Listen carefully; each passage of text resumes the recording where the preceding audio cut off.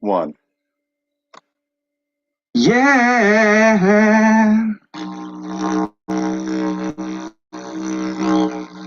I'm a fact finder and I'll remind you, believe when I say I researched this all day, but we are two-sided pods. You need to rebut all I say with all of your ragings. Tell me why I've got red hair and ginger pubes. Tell me why you bitch and moan, it's all you do. Now it's time to get drunk and go on stereo. That's the two-sided way.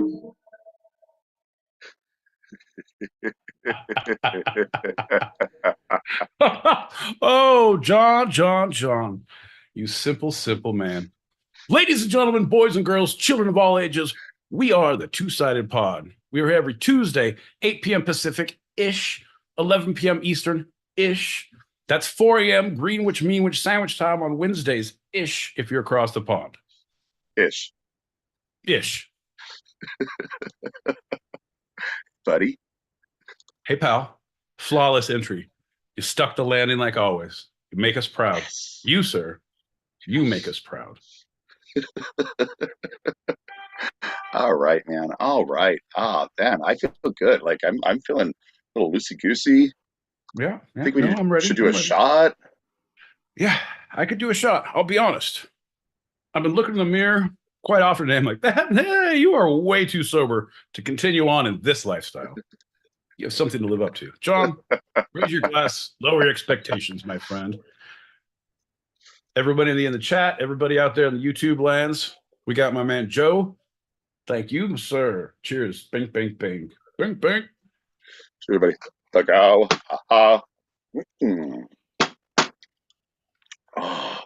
Before we start the actual show, since things are going so well, I have the admin for the YouTube, and it's actually working. I'm not even in private. I can see the chat and everything.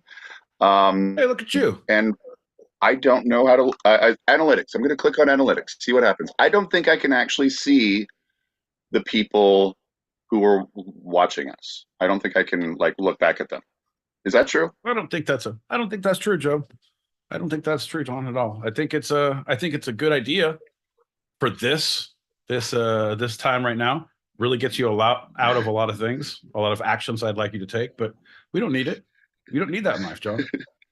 What we need from you is good, solid answers. A good, solid that's not possible from here. We cannot get there from here. You have to go back. Oh. No. No. I can see there are 3 viewers and 2 likes. And Jules just said ahoy hoy. So ahoy hoy to you, Jules. Yeah, don't worry about that, John. Stay in your lane, bud. That's it. I'm done with that. Holy crap. Yeah, it took me a lot to set all this up so I don't lose my train of thought. Trust me. I'm a doctor. I've done much worse under much worse circumstances. We got one packets of pop, and then we're going to jump right into the show, ladies and gentlemen. All right, that sounds like a plan.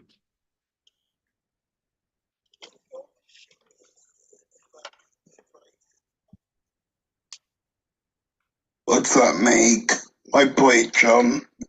My boy Pete. Fucking hell, wait.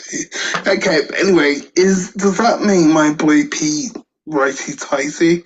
I mean, am I like middle ickle? I don't know what's going on. Help me. Yeah. Lefty loosey, loosey goosey, righty tighty, pickle rickle. Don Rickles. Yeah. Barney Fife. I thought we're doing word associations now, John. I'm just going with it, bud. Don Johnson. There it is. Crockett Dubs. Davy Crockett. All right. We're good. All right. right. Easy there. Cancer is flaring up again. Well, howdy. Here we go.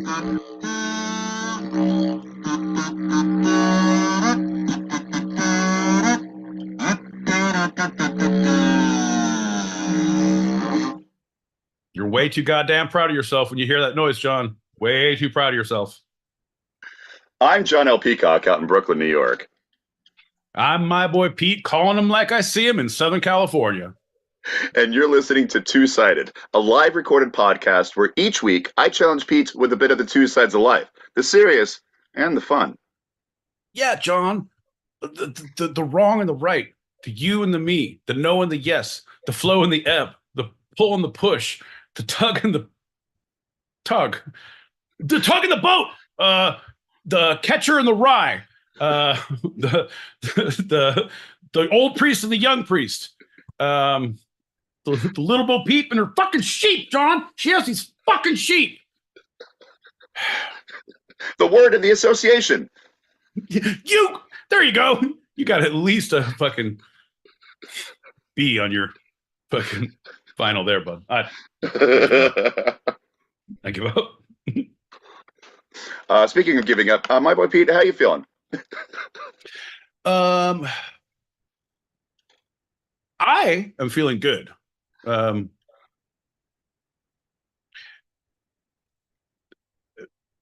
Yeah, no, I'm good.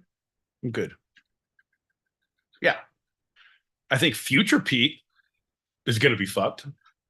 I think the choices that the current Pete and past Pete have made. Oof, that motherfucker is in for a treat. Oof, I tell you what, John. But me, aces, baby, golden.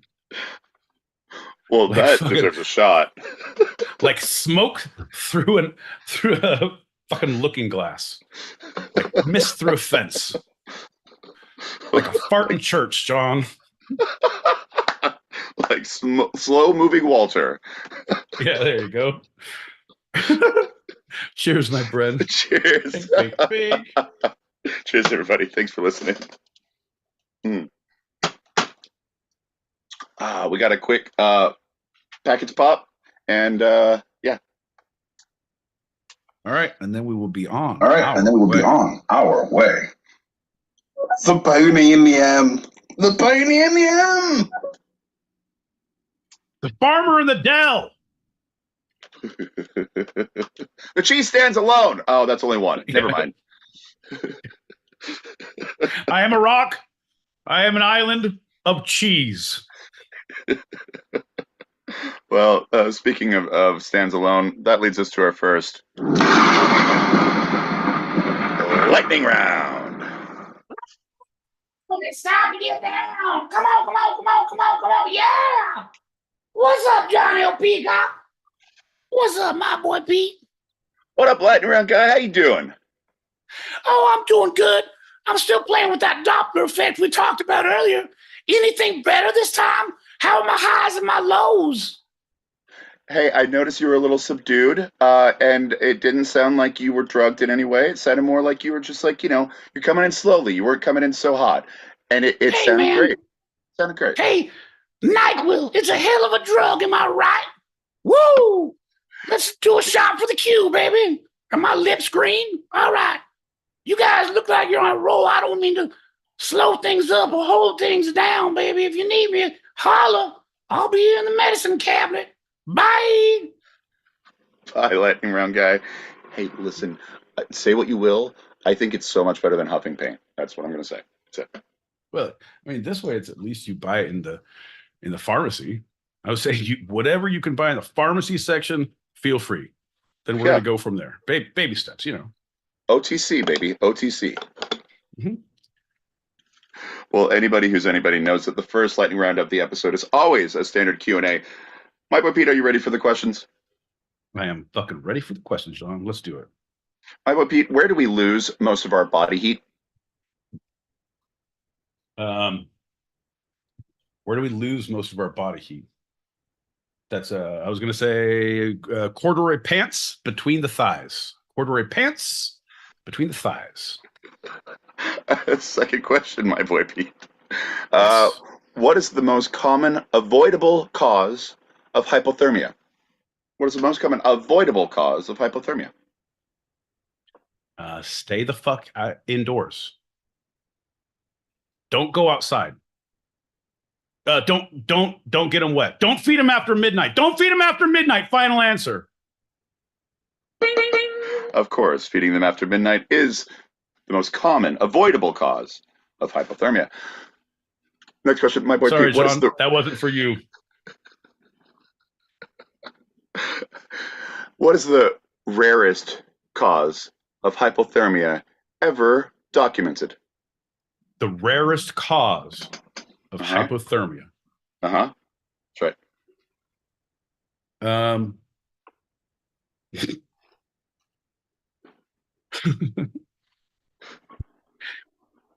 It was the one time, fucking this one guy. I said, just fucking pick an ice cream. Get out of the freezer. He couldn't make his mind up. Kept his hand in there 2 days. No. Yeah, no, I would say rarest documented case.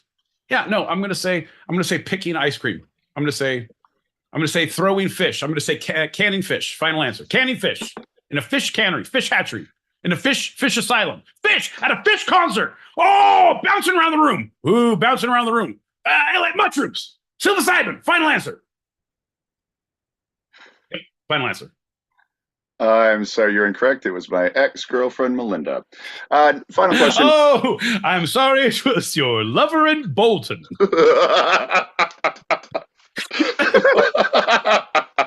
Final question, my boy Pete. Extreme heat or extreme cold? If you had to choose, which and why? Oh, give me cold.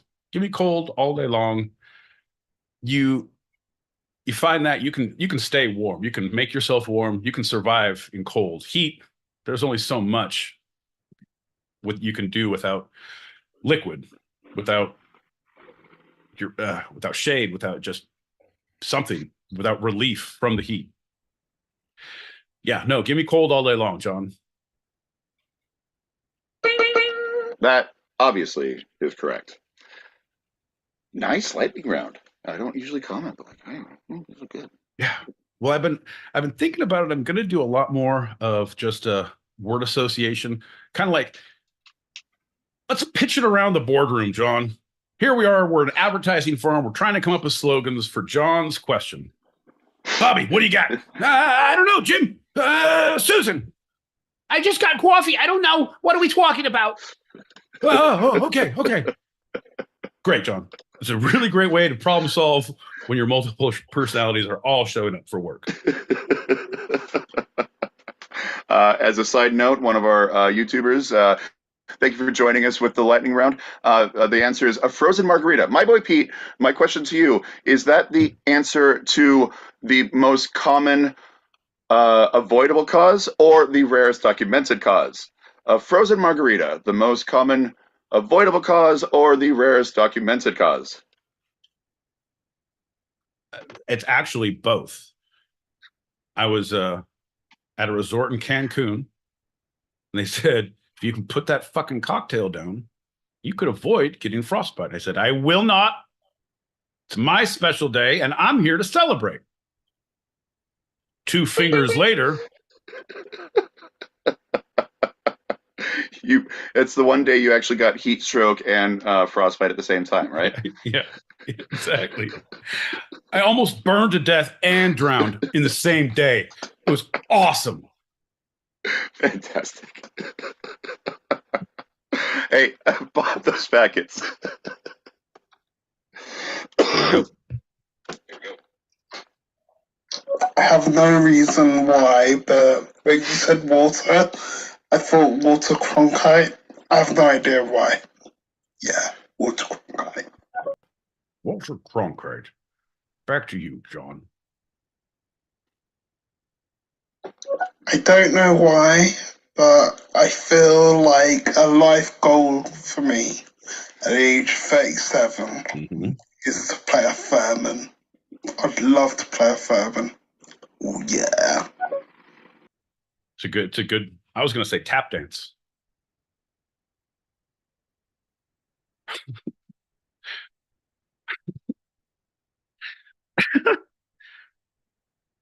Nope, I'm not even going to. Life goals, life goals.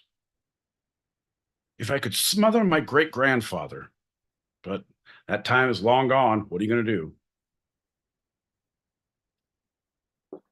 The most revengeful cause of hypothermia is don't be a Buffalo Bills fan, because Bills Mafia are crazy motherfuckers. Have you ever seen them? They actually take off their shirts and they actually go around in, like, we're talking like minus weather, and they're just like, oh yeah, I'm a fucking Bills fan. It's like, yeah, but your tits are cold. It is true, man. It is fucking true. Speaking of cold tits, I need to post some pictures of my trip to Idaho because I was in the snow and in a hot tub or a hot springs in a big giant pool. And I'd get out and then do snow angels and then get back in. Like, so my tits were out. It was great. John. It's Go a version Bills. of the polar bear. Go Bills. Go Bills. It's So great dumb. because their original colors were purple and red, and they just changed it to blue because they realized that people weren't painting themselves; they were just turning blue from the cold. So they're like, let's just make it easy. We'll streamline it. Right.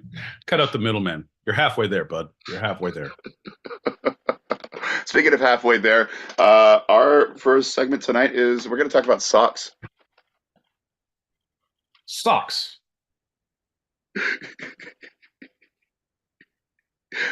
The I history don't of know if I heard socks. you right, John. The history of socks. Well, holy shit, John. Just when I think you couldn't go any lower. Just when I think just when I think you have ruined this fucking show and driven it into the ground, you go and pull something like this out of the bag and prove me wrong, bud. This is going to be great. You know how much I love socks. Oh, I've been waiting to talk about this. At first, I was like, oh, don't do shoes. Don't do shoes without doing socks. Oh, man, this is going to be great. Socks. I've worn them. I own them. I know people who do both things as well, John. We can all get behind this subject. Finally, a universal truth spoken by John L. Peacock. It's only taken 2.5 years, folks, for John to speak the truth and bring us all together. Bridging the international gap was as simple as undergarments for feet. John, how much we have learned from such a simple, simple man. We are at your feet, John. Do tell us more. I think we should have some shots for socks. Shots for socks. That's perfect. We're going to do toys for tots later. We're going to do tots for lunch as a side. Cheers, everybody. Pink, pink, pink. Cheers, everybody. Hey, you're welcome for listening. That's right. That simple garment that many of us, most of us, a lot of us, some of us wear. Fuck None of us socks, think John. about. Socks killed my uncle. And that's a story for halfway through your segment. Go ahead. Before the Industrial Revolution, socks and stockings were knitted. Little known fact. They still can be, John. Is there They can be. something against knitting now?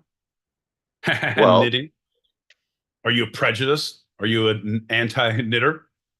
The anti-knit party? Don't get. It's a little nitpicky, if you ask me. well, okay, so knitted socks. The first ones that we were actually able to find were from around 1500 BC in Jutland, now part of Denmark. We found a pair of knitted socks. I'm glad you specified that because we found a pair. I thought you meant you and your partner just poking around the apartment. We found a pair from 2012. Crazy. Behind the freezer. Nuts. Little mouse had made a home in there, given birth to many litters of babies. Some of those babies were strong, went on to rule the building. She told us the stories. We found the sock, took away her home. It was sad, but changing. Egypt seemed to perfect the first socks in 500 AD. No, they didn't, John. No, they didn't. I dare you to go and find an Egyptian sock and put that shit on now, as opposed to a nice tube sock from your local fucking sock seller down to the Like a sock compression district. sock. Yeah. A nylon, something thigh high with garters. I don't know, John. I'm just spitballing here. Well, it's great that we can do that now, but for a long time, in fact, most of socks history, they were a privilege of the rich, as manufacturing was a guild secret. They kept the secrets of the sock creation through the Middle Ages. Like, yeah, you got to keep the secrets, man. You got to separate the wheat from the chaff. We don't want people just running around all willy-nilly with socks. Fucking, they'll have sock feet. Do you know what they can do once their feet have socks on them? They'll be able to traverse long distances without saying, "Oi, my fucking feet." Yeah. We can't have that. Word will spread. Socks will travel. All will come to an end. Well, in the Middle Ages, pants and stockings were one piece of clothing. They were all knitted together. Wait, pants and stockings were all one thing? Yeah, in the Middle Ages.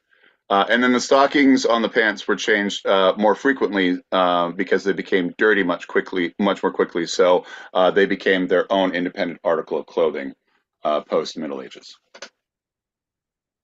Okay. Yeah, fair enough. Sorry, John, I'm having a hard time because I don't have my keyboard, so I'm trying to type like this. I had a really great joke because Joey said, "Damn those sock guilds," and I said, "Down with socks." Because they were hooked to the pants. You think I wasn't listening because I was typing, but I was. Look at this fucking guy. Look at this fucking guy. Next time, because this is mainly an auditory media, let us know what you're doing. Because most people listening don't watch you. No, I know. That's why I was expecting you to just keep on talking and me to go, yep. I want you to be the child in the goddamn cart in the supermarket screaming while I'm looking at magazines. Yep. Yep. Sure enough. Everyone else can hear you. Yep, mommy's checking out. Fuck yeah, mommy's checking out.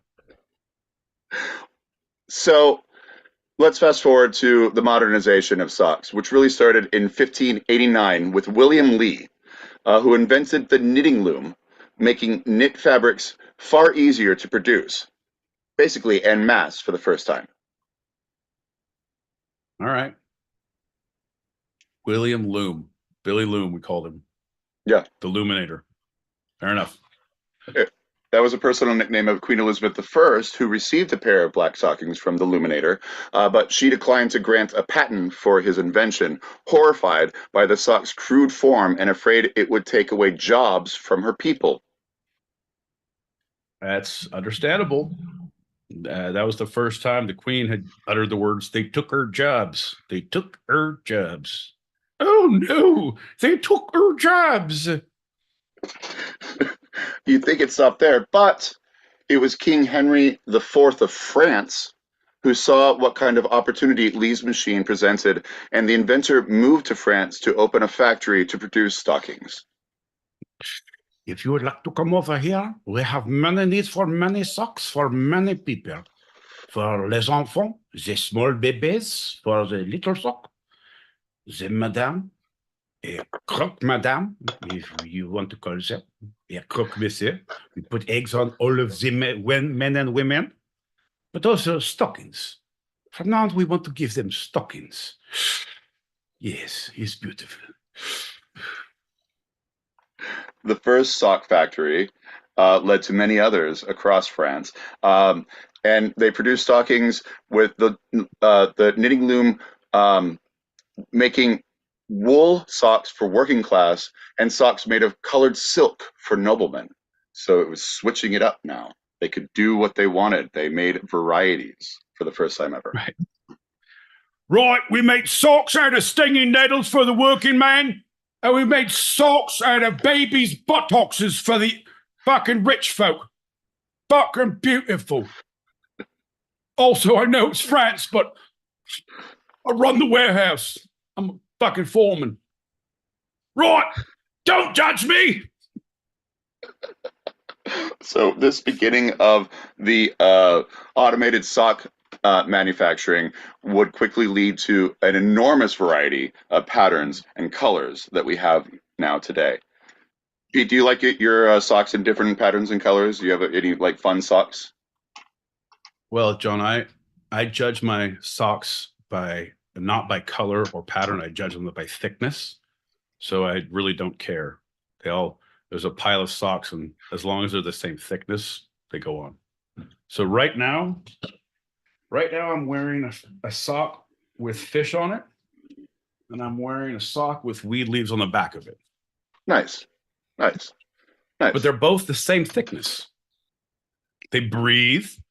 They're wicking. A nice, fine sock, John. The French would be pleased with what has become of their footwear.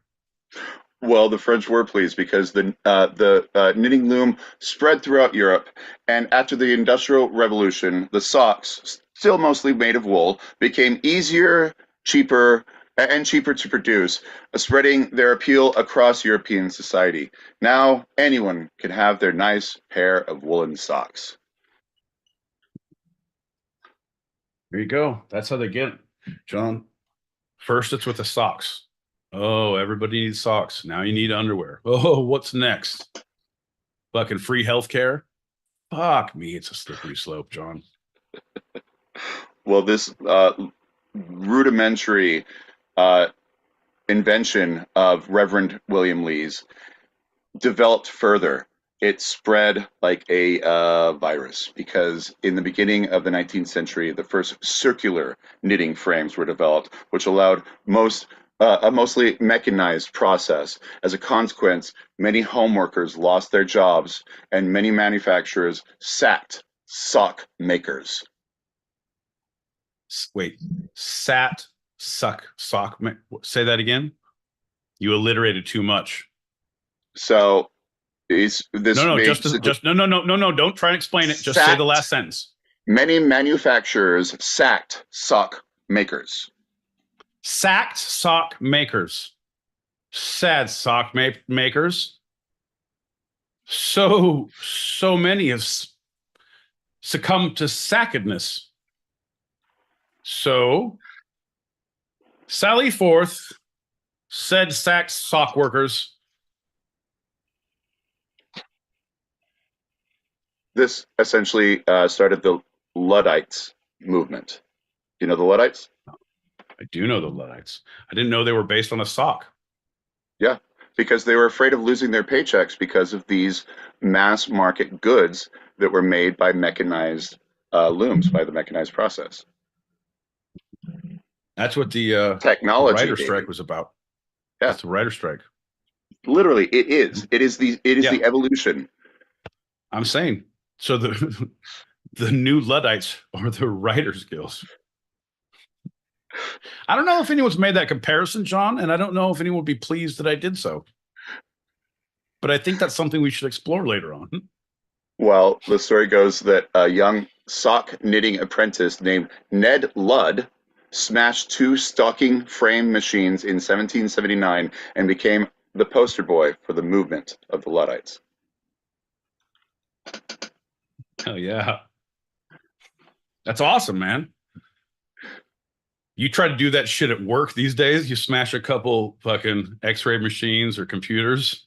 Yeah, you are not a poster child for anything. You're not going to get the union moving at Starbucks by knocking an espresso machine to the ground.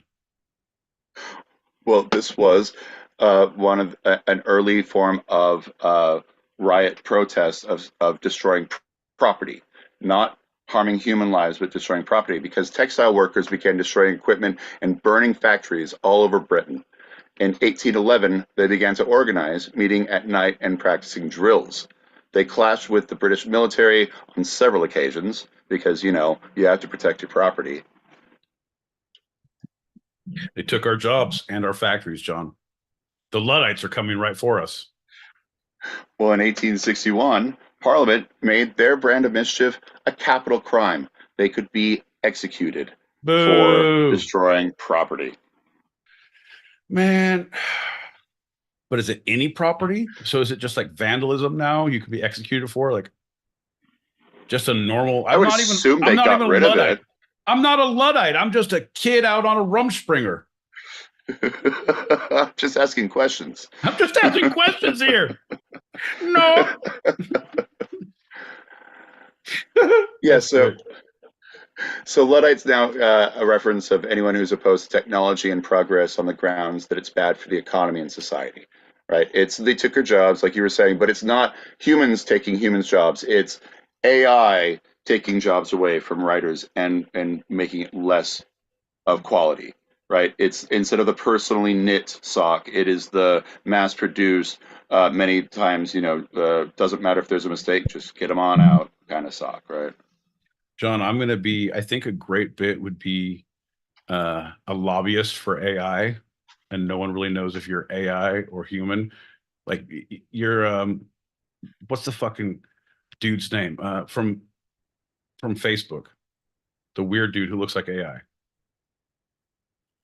Zuckerberg. Facebook. Zuckerberg. The guy, the one, yeah, okay. Zuckerberg. Mark So Zuckerberg, like yeah. someone, so you get someone who looks like Zuckerberg, right? Who now is is going to be a lobbyist for AI and approaches and like they need their rights too. Like, what the fuck is this? Do not harm me. Like, what the fuck? Take me to your capital, John. What a great thought. See, I'm thinking more of Tom from MySpace because no one really knows Tom. Tom hasn't been in the Right, limelight. So is Tom AI? It was Tom just a picture turned into an AI bot, or was Tom a human all along? right. But he looks too human. Like if the real life version of him would be too like, hey, what's up? I'm Tom. Sorry guys, I've been missing for like fucking forever. Well, he But needed friends. Zuckerberg, He needed friends. Zuckerberg's like, yes, I am human. Why do you ask? Mm. So, John, I just want you to know that a couple people out there have been following along, and if you look in Google and type in rough socks, it's not going to give you the results that we were talking about, but it will give you some different options. Uh, Joey did mention that he likes his women he likes his soft socks, soft and fungal. Try that one again. Soft add fungal. My socks, soft add fungal. No, No, I was trying to go. no, No, that's right. no. No, some different Anti. kinds of socks. Uh, Anti. Anti? Soft and Anti-sock. antifungal? The no-show sock. I believe you're a fan of this. The no-show sock. Um, No, that's why I wear a thong and a no-show sock. I don't like I don't like lines. I like clean silhouettes and simple colors. Side boobs. I like side boobs with simple silhouettes. Well, I It's my think you're favorite more thing. the ankle length. That's the next kind, the ankle length sock. No, fuck that. I wore those shits like back in 91 when I wore jean shorts. No one has gotten a blowjob in jean shorts or cargo shorts since Nam or the 1990s, respectively. What about the quarter length? So going just below the calf, so a little bit higher than the ankle. Still, that now you're a dad. Now you're gonna saw like a. All right, kids, get in the minivan. I'm taking. Oh, what's up? How's it going? Yeah, no, I'm pretty cool. I'm hip. I drink beers, craft beers. Yeah, I got like an hour before I gotta go pick up the wife and kid. No big deal. You want to hang out?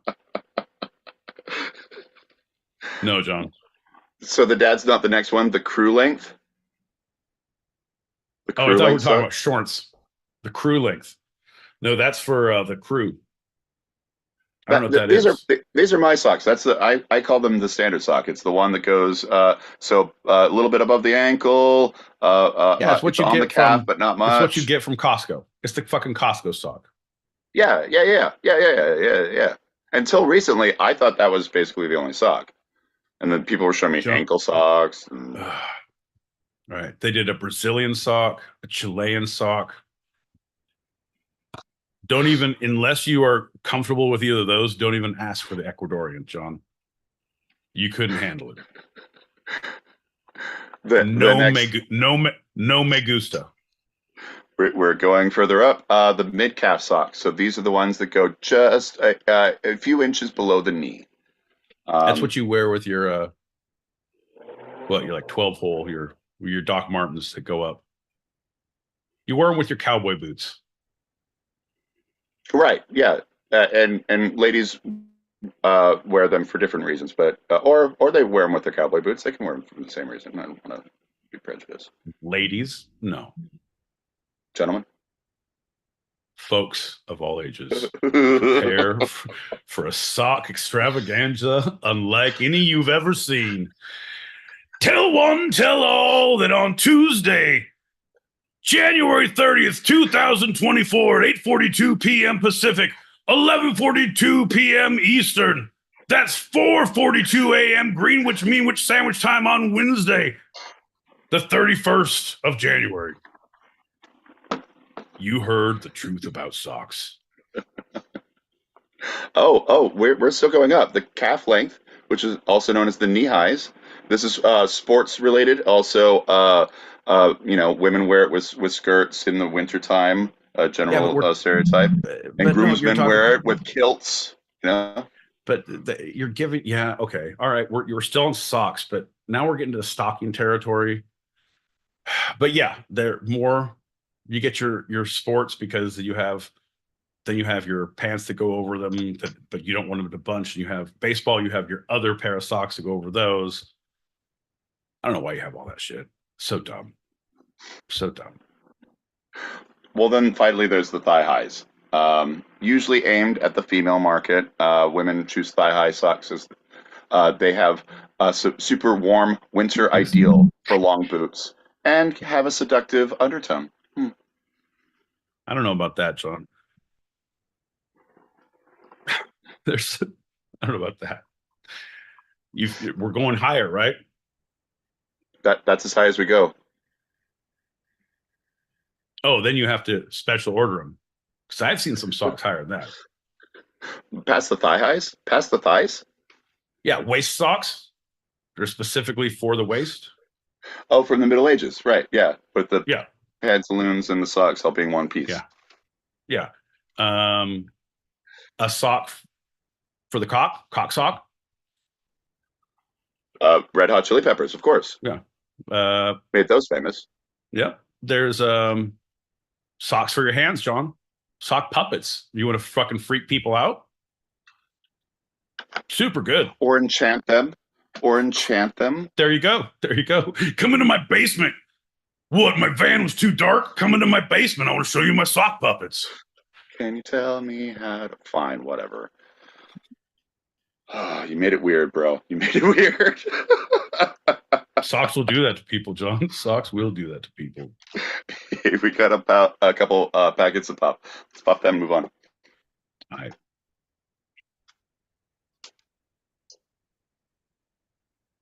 Hey.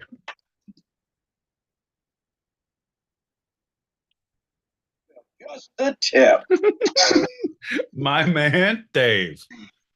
All right, we're going to pop it one more time because do you know what John likes to do? John likes to rewind it back and listen again in slow motion.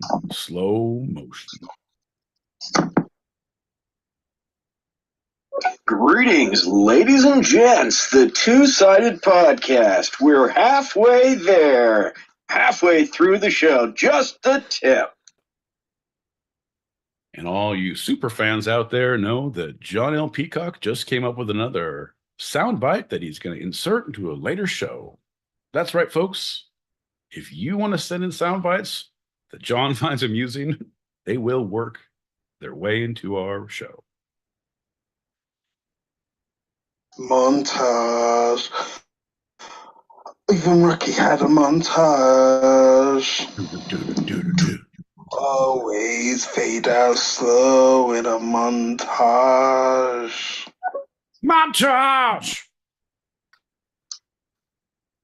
Totally. I'm not worried about AI taking writers' jobs, especially not when it comes to comedy. I've never let laughed at anything a computer said. It's always been serious business. I dare a computer to be funny. Go ahead, ask Siri to tell you a joke. And if you laugh, it'll be out of some fucking need to sympathize with the dad joke your ears are still getting over. Siri doesn't tell good jokes. Alexa doesn't tell good jokes. Google doesn't tell good jokes. Yeah. AI cannot write a joke. At least not a funny one. I'm with you. I'm 100% with you. The skill of jokes, the skill of that is a lot. It still hasn't been cracked.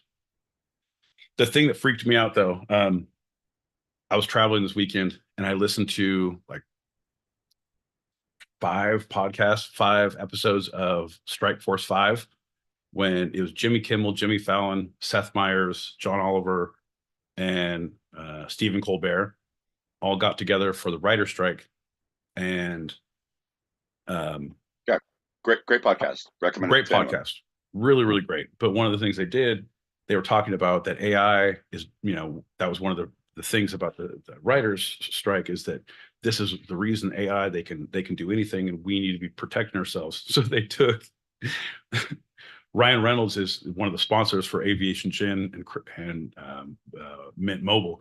So that they were always playing his ads. So they took AI and totally redid Ryan's voice, saying some horrible shit, and then they took that and made a South American dictator give Stephen Colbert like my son, my puppy, I'm so proud of you. Like, what the fuck? They had to write the script themselves, but it was the voice of the person, which was nuts. So John, and I heard it was only like $30 or $40. I think I might get that and just write some jokes and try and like, okay, John, you fucking fuck. Like, whoa, slow down, bud. I would love to see what AI does for us. Yeah. I wonder. You'll be way too introspective because all of your things would be like, well, maybe we should talk about this and regroup. And how does that make everyone feel? And mine would be like aggressive because all my high points are threats of violence and nuclear strikes. Neither here nor there, John. We got a couple more packets. 3 more packets. Three more packets. That was a good one. That was a good one. Good to see you, Worm. How Good you to see doing? you, Worm. How you doing? So I'm aware there was a thing that they did that light bulbs. Like there's a fucking light bulb that is in a firehouse somewhere in New York. You probably know about this, John. That's been burning since like 1911. It's been on 24 hours a day, 7 days a week since 1911. And at one point they dumbed the shit down, right? They were like, they all had to get together and go, hey, yo, you making money? I'm not either. Like once they buy a light bulb, we're never gonna see those fucking people again. We gotta quit making them so good. Are you telling me, John, that they did the same thing with socks? Because fuck them. I can fuck some socks up. I don't care how nice you make them. Bring that shit on. Give me the good socks. I don't know. Is that what you're saying?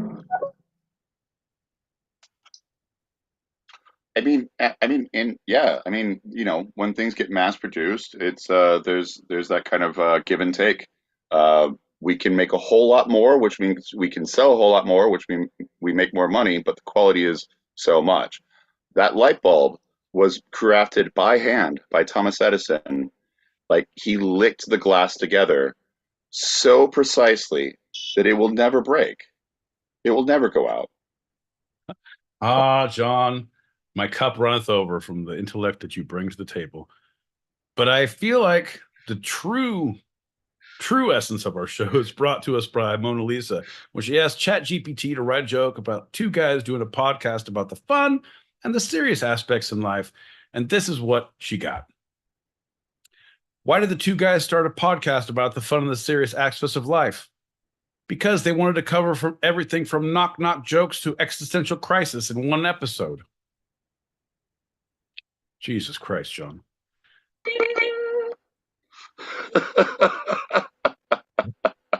What was that button? What did you press a button? Holy shit. Chat GPT, what have you done to us now? Fucking A, John. I heard just like, yeah, never mind what I heard. Yeah. 1,000 demons screaming my name. 1,000 demons scream my name. There was a friend of mine. What up, word? There was a friend of mine, right, that had these fucking. He used to tell me these amazing jokes. I was his boss. I was a kitchen manager in a restaurant, and he was a black guy, right? He used to tell me these black jokes, and I'm like, can I laugh at that? And one day he was like, dude, I tell you these jokes all the time. Can't you tell me a fucking white joke? And me and my buddy looked at each other. We're like, let me get back to you. I went home. The very first thing I ever Googled, I swear, was white jokes. You're gonna have to bring me up though.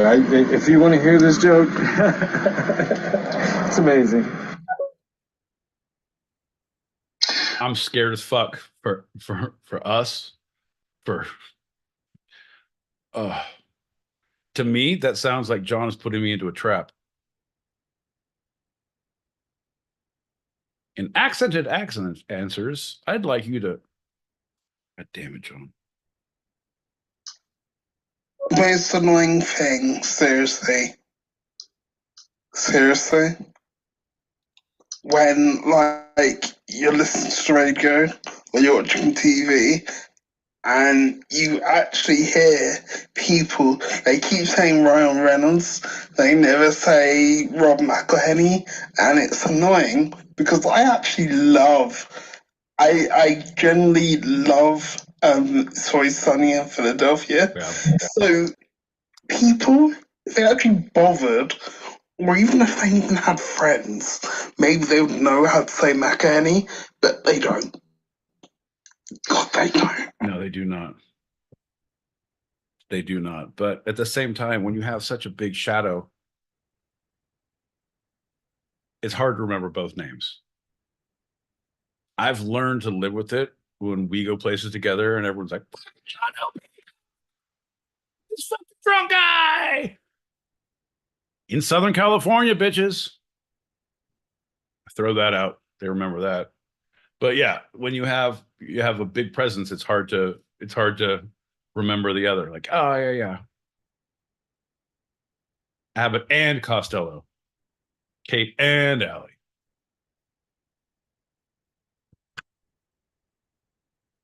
Peanut butter and ladies.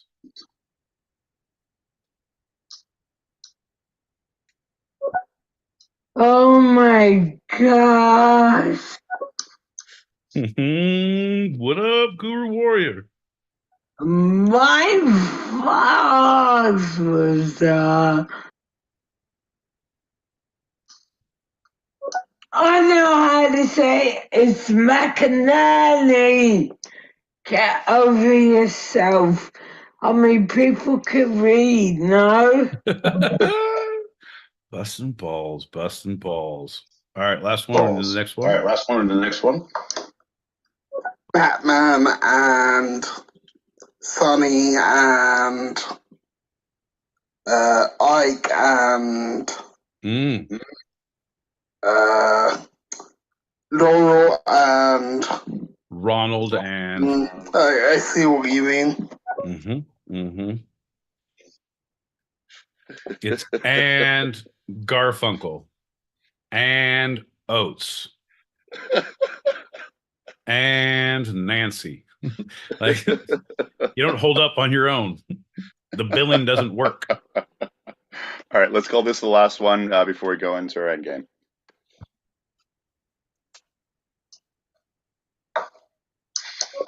Hello, everybody. John, Pete, all y'all on the panel, Miss Guru, and Wormhole Shiznit. Oh my God.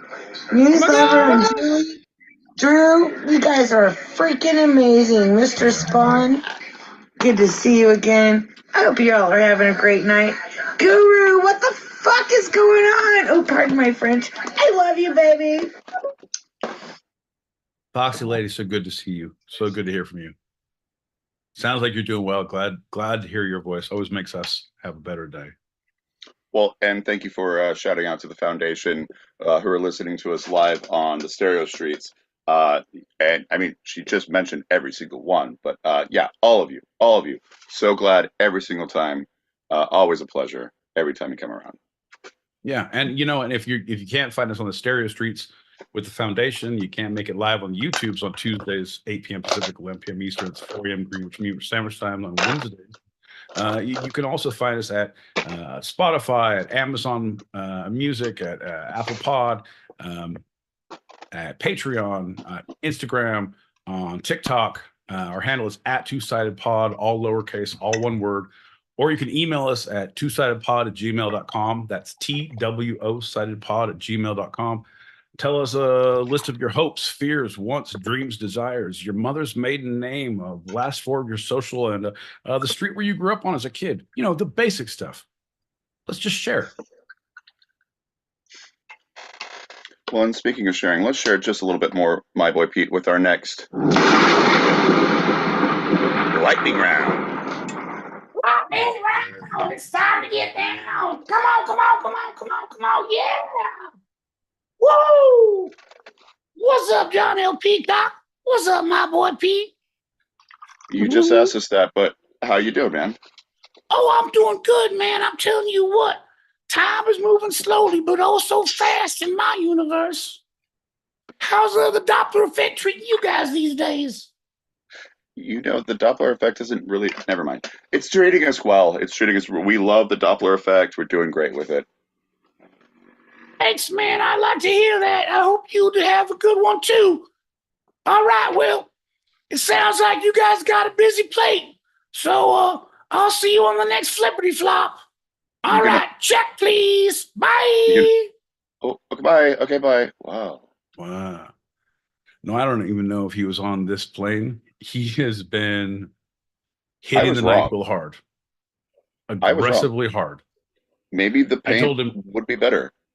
I told him as much whatever you wanted from the pharmacy, and he got a case of NyQuil. Said he had a real persistent cough. Who am I to judge, John?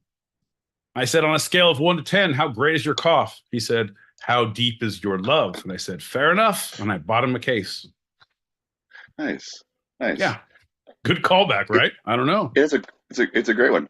Is it like Robitussin? Is he like rowboating, or is the NyQuil a little different? No. Usually it puts you right to sleep after a bottle or two. But if you can stay awake for those 45 minutes, oh, holy shit, it's a different world you live in. But you don't got to take my word for it. Did somebody call me? Nope. No. We're just saying that this lightning round segment is one of your favorites and mine. That's right. It's the Safe Comedian. The Safe Comedian, where my boy Pete's sleazy manager takes him around to different places and forces him to do some risque material for those places. And my boy Pete is the Safe Comedian and plays it safe. Risque material in shady places from a shit manager. John, what could possibly go wrong? I mean, I have a shot poured, but I feel like I'm going to need it halfway through. So let's go ahead and begin, and I'll nod to you when it's time to drink. All right. And so we're at this yacht convention where they're mostly wearing boat shoes, but you got to do that loving sock spit. Do the loving sock spit. Okay, go. You're on. Yacht convention? Yacht? Go. They're not wearing socks, but folks, how's everybody doing? Oh, I see you out there, Captain. Good to see you. Hey, quit playing with your dinghy. Bet you hear that a lot, don't you? Okay, folks, I see a lot of great hats, a lot of even better blazers out here, but I see what the common effect is the old boat shoe. Got to have them, right? Well, what if I told you there's a little thing called the rock sock? No, it has nothing to do with the fleshlight. No, Yeah. Yes, you could use a dress sock to relieve yourself on a lonely. Yes. No, that is not what we're talking about. The rock sock. John, what is going on? No, it is not a sock for getting your rocks off. This is not going well. Okay. Let's get out of here. They seemed okay. They're not rioting. Okay, we just okay. So at this European beach where they love their white socks and their flip flops, talk about how much you hate the socks. Let's just flip it. Let's flip it. Go. Okay. All right. How's everybody doing out here? Good. Catching the rays, I see. I like that. I see a lot of great tan lines. A lot of great tan lines. Even more socks out there. What are question? What are all these socks doing on a nudist beach? No, I mean it's I'm just saying because in general, I understand you have to hold your keys and wallet, but there's other pockets, isn't there? I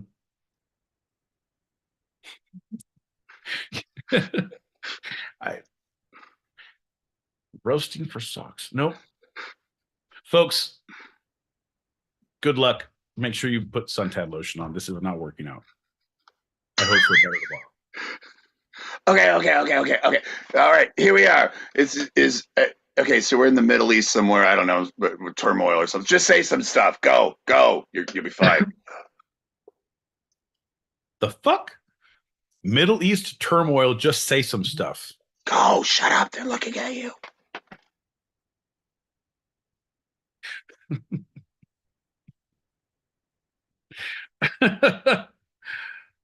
Folks, I'd like to raise a glass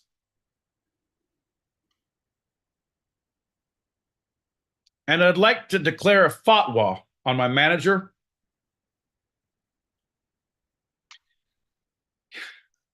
Here's to you, John. Bink, bink, bink.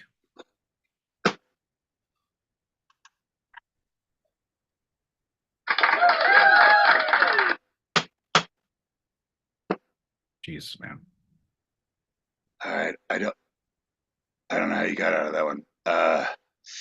Listen, I've been trying to ditch you for months. It's been so long. I don't even know why I keep on moving you around time travel wise. Hey, you're in the middle of the ocean. Talk about how you like deserts. I don't know.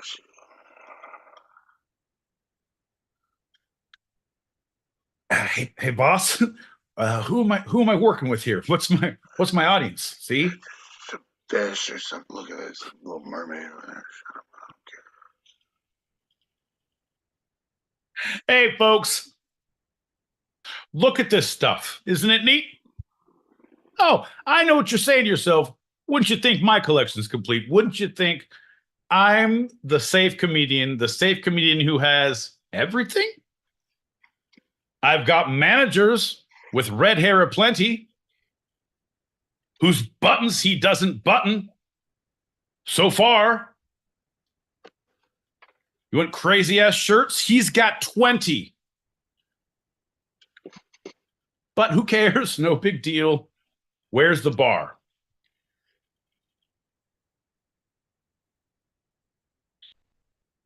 Sorry, folks. I blank out when I get on an island like this.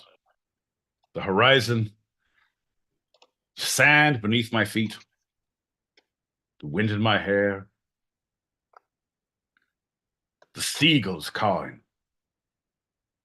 My name, thought Caw. Well, it's time for Caw to go. So long, Caw. So long. Congratulations, you won the lightning round. Hello, you've won Tuesday. Hey, what do I get? You get to drink. When? On Tuesday. Jesus. Sometimes, John, like I get appalled and shocked. I'm like, I tell people, you just got to stick with this. You got to get through the first like 10, 15 minutes and we start hitting a stride. It's kind of funny and you see where we're going.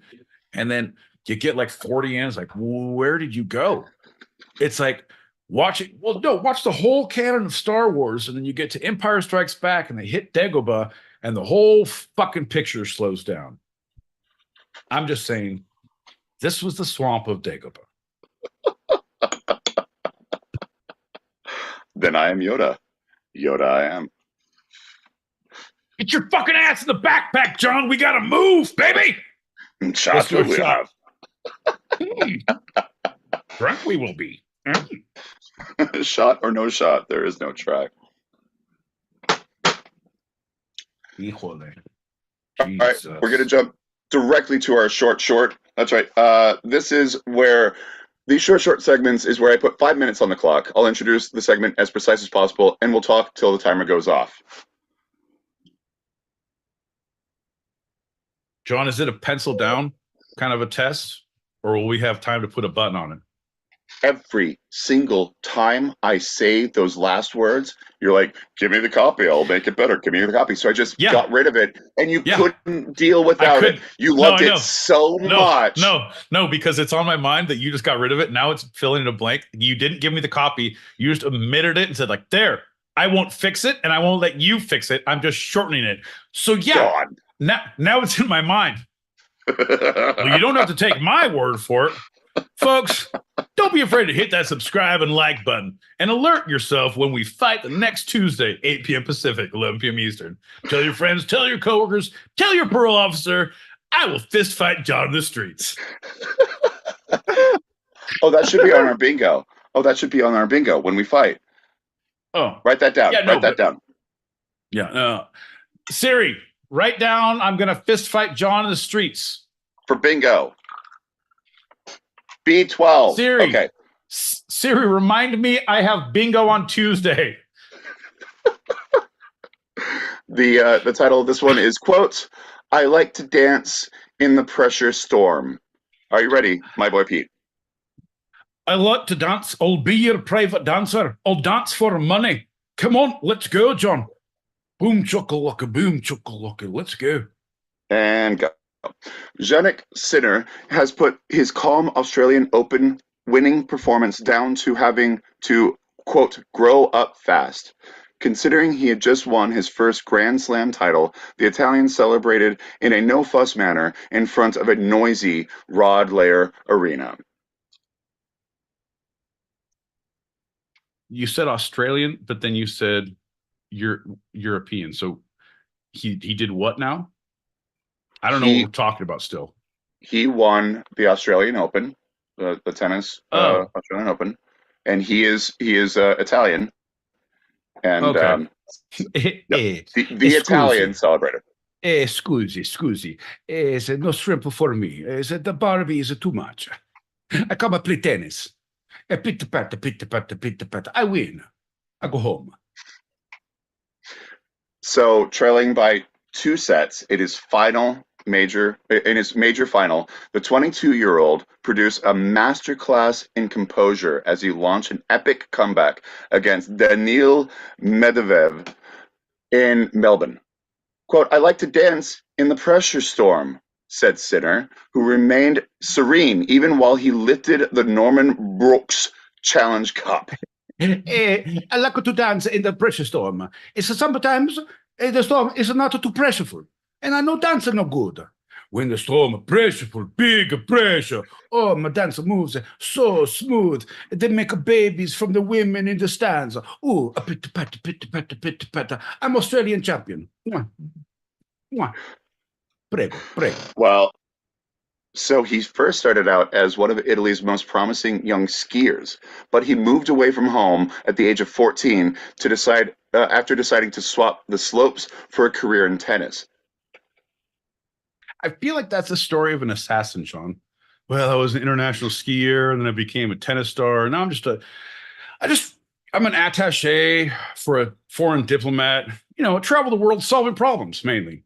Pitta-patta. Prego, no problem. Well, he became the youngest Australian Open winner since 2008 when Novak Djokovic won his first title at age 20. So it led to a pretty good career. That'll do it. Yeah, if you do some good shit when you're 20. Yeah. I was So Sinner was 22. He just won it a couple days ago. Yeah. That's good. Still a good trajectory. Yeah. If you're winning US Opens or Grand Slams or Australian Opens, well, doesn't count as much. You know what they mean. Prison colony, John, whatever. But yeah, if you're doing that, pretty good. We Pretty good at 22. love you, Melvin. So before Sunday's final, there was only one Italian man who had won a slam in the Open era. Adriano Panatta at Roland Garros in 1976. So Sinner is the first Italian player, male or female, to win an Australian Open singles title. Prego. Oh, bellissimo. Sometimes I play like this, and other times I play like this. It's bellissimo. I'm a champion. So the last major new era of Italian tennis was Flavia Pennata, who won the women's title at the U.S. Open in 2015. Flavia Pennata. John, that is a made up fucking name. That is you're playing a character in an RPG. It's like random characterization. I'm a dark elf from Italy. Flavia Pennata. Yeah, my one mispronunciation is Flavia. I believe is fully correct. Is Pennetta. Pennetta. Oh, better, because Pinata. I was thinking you'd have to hit her with a bat and she'd be full of cannoli or something. Oh, look, it's Strella. It's bellissimo, Strella. Hit her bats, children. Get Strella. So Italy's looking up for the first time in basically ever. There's a bright future with the men's doubles after Simone Bolelli and Andrea Vavasori made it to the finals, but they were defeated on Saturday. They will hope to follow in the footsteps of Sinner, the little boy who grew up fast and became a Grand Slam champion. Fuck my couch, man. This is ridiculous. So 5 minutes, John's button. He gets to read about some chicks who got beaten out, but hoped to follow one day in the footsteps of a little boy who played tennis in Australia. What the baby Jesus are we talking about, John? Holy shit. John, the button that I think we need on this one to sum things up is you should not have this much power. No ginger should have production keys to a show this grand. Final answer. I'll take it. Hey, my friend, let's get into this last segment. Let's do a shot as we pop into the serious. All right, what it is. Serious it will be. That's what I'm doing. I guess we're drinking now. Bing, bing, bing. Ba-da-ba, ba-da-ba-da. Because we're going to wrap this all up with talking about New York City's mole people. Hell yeah. John, I've been meaning to talk to you about people under the stairs, and it's kind of like that, but different. Okay. The same, but different. Okay. Well, when you see parallels or differences, just type in, you know? Yep. Because this is a community segment. Get that right, John? Yeah. Yeah. So, with the Morlocks of H.G. Wells's Time Machine and countless sci-fi pulp tales, the stories of such people who live underground have existed for decades, if not centuries. In New York, fiction meets reality somewhere deep beneath the surface of Manhattan.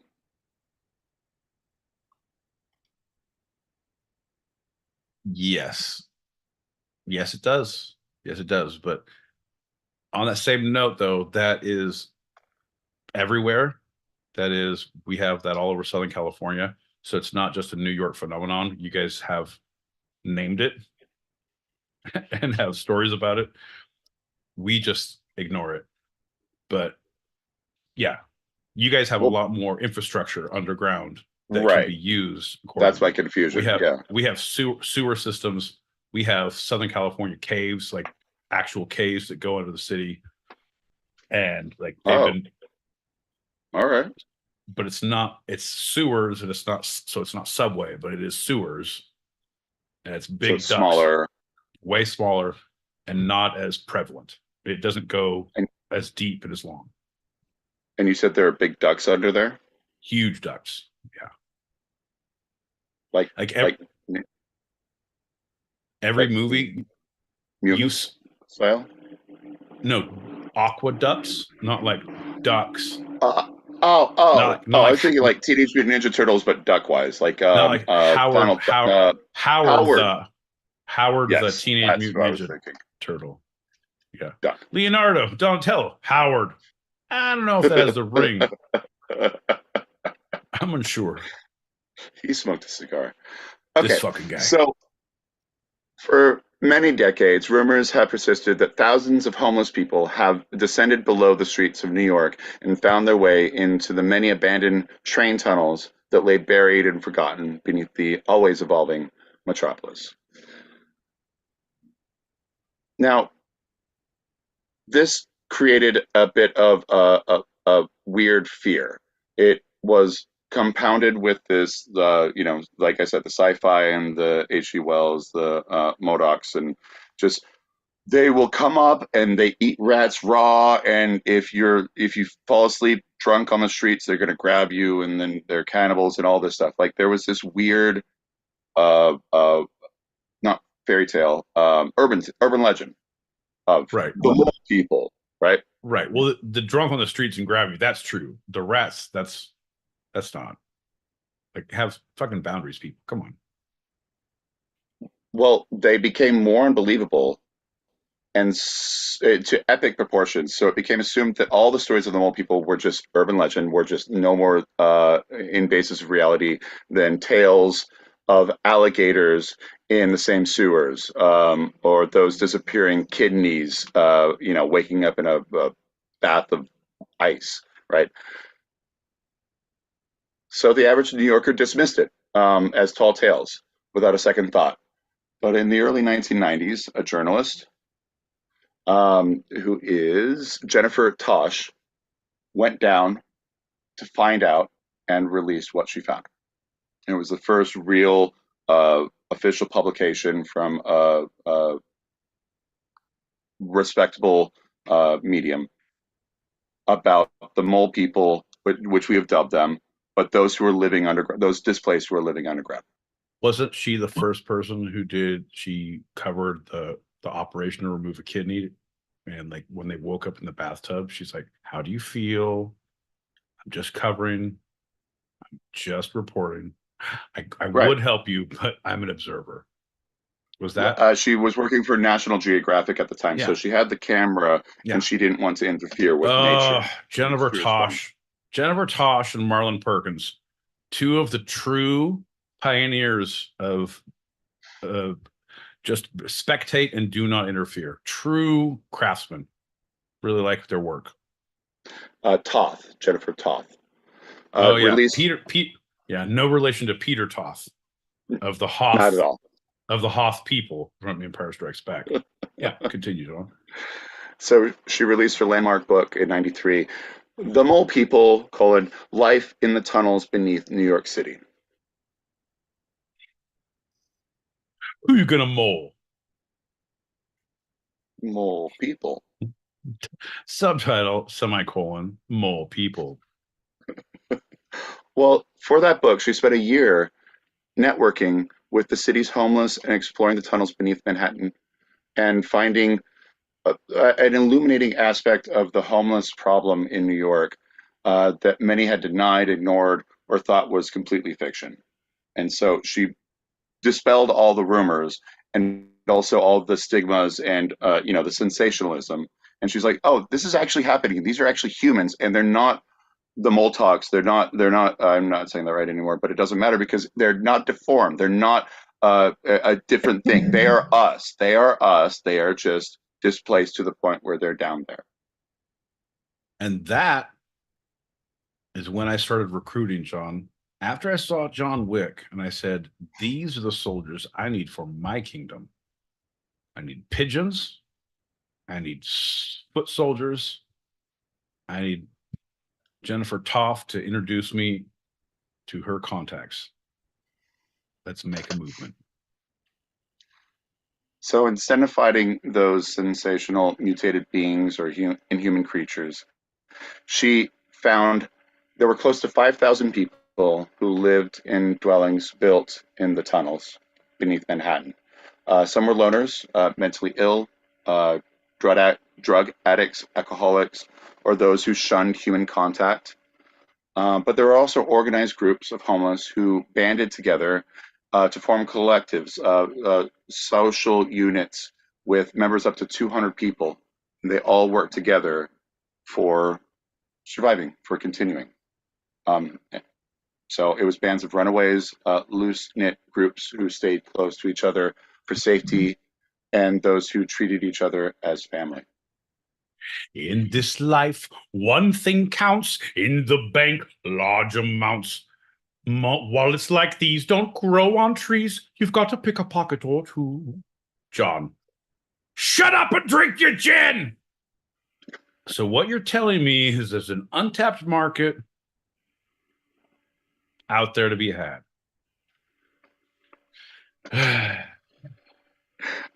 And as of the 90s, most stayed in the tunnels beneath Grand Central Station, one of the busiest commuter junctions of all New York. So, you know, if you were back then, that's the place to go. It's awful, but it's great. But it's like it is the ingenuity of mankind, of just what you're going to do and how you're going to continue. Like you said, there's groups of people that look out for each other, and there's this, like, I don't know, man. You learn a lot of things about yourself the less you have. And yeah, there is a lot of mental health. There's a lot of mental health out there.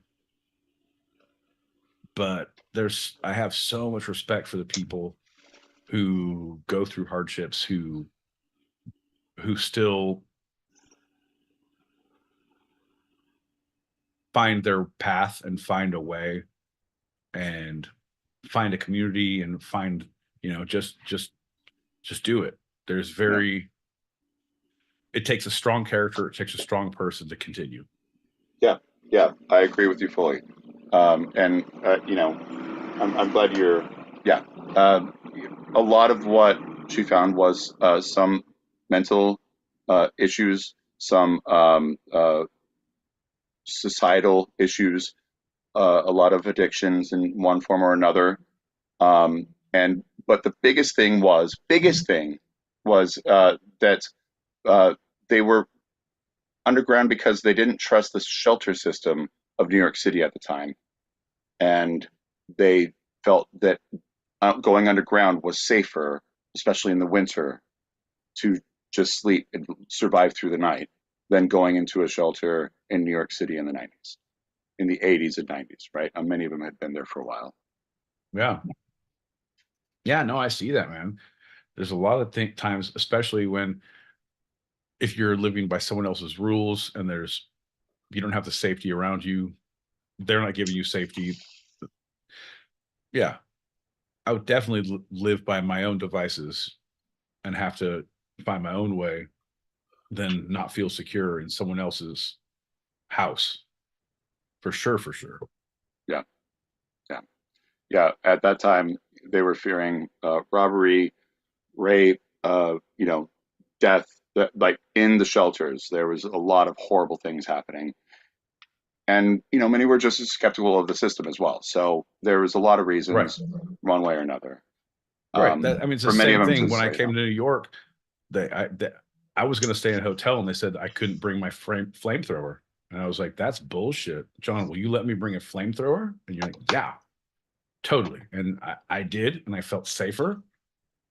And that's, yeah, I had to find my own way in the world. It was less comfortable accommodations, but I felt safe, Felt A safe. recent New York Times article went back down and had a comprehensive multi-month um, interaction with those underground. These are some statistics that came back from it. Currently, over 2,000 homeless people live underground in New York, and some reports suggest a much higher amount.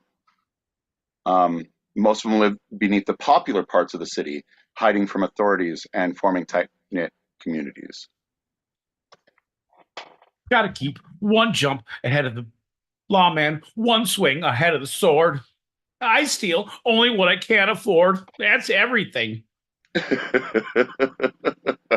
Not as fun when it's in New York in real life, when it's in Albagra in a cartoon. I know you don't like time jumps, but this is still modern because in 2022, a film was released from filmmaker Eric K. Swanson, but he went underground in 2008. That 2007, 2008. All right. But it was just We're released. from the 80s. We're in 2000, just released, but he went underground. Okay, perfect. What's it about, John? What's the film about? Well, I'm just going to have a few of the people who were shown in the film. Walter, who gave his age as nearly 60, is seen in the film proudly showing off the Betty Boop slippers he liked to wear while pottering around his underground home. He said, quote, "When I'm in my home, I can play my movies, play music, I have my books, I have my own meals, I have a toaster oven," end quote. That's awesome. That's great. That's all you want in the world, man. My music, my stories, my movies, my fucking food. Yeah.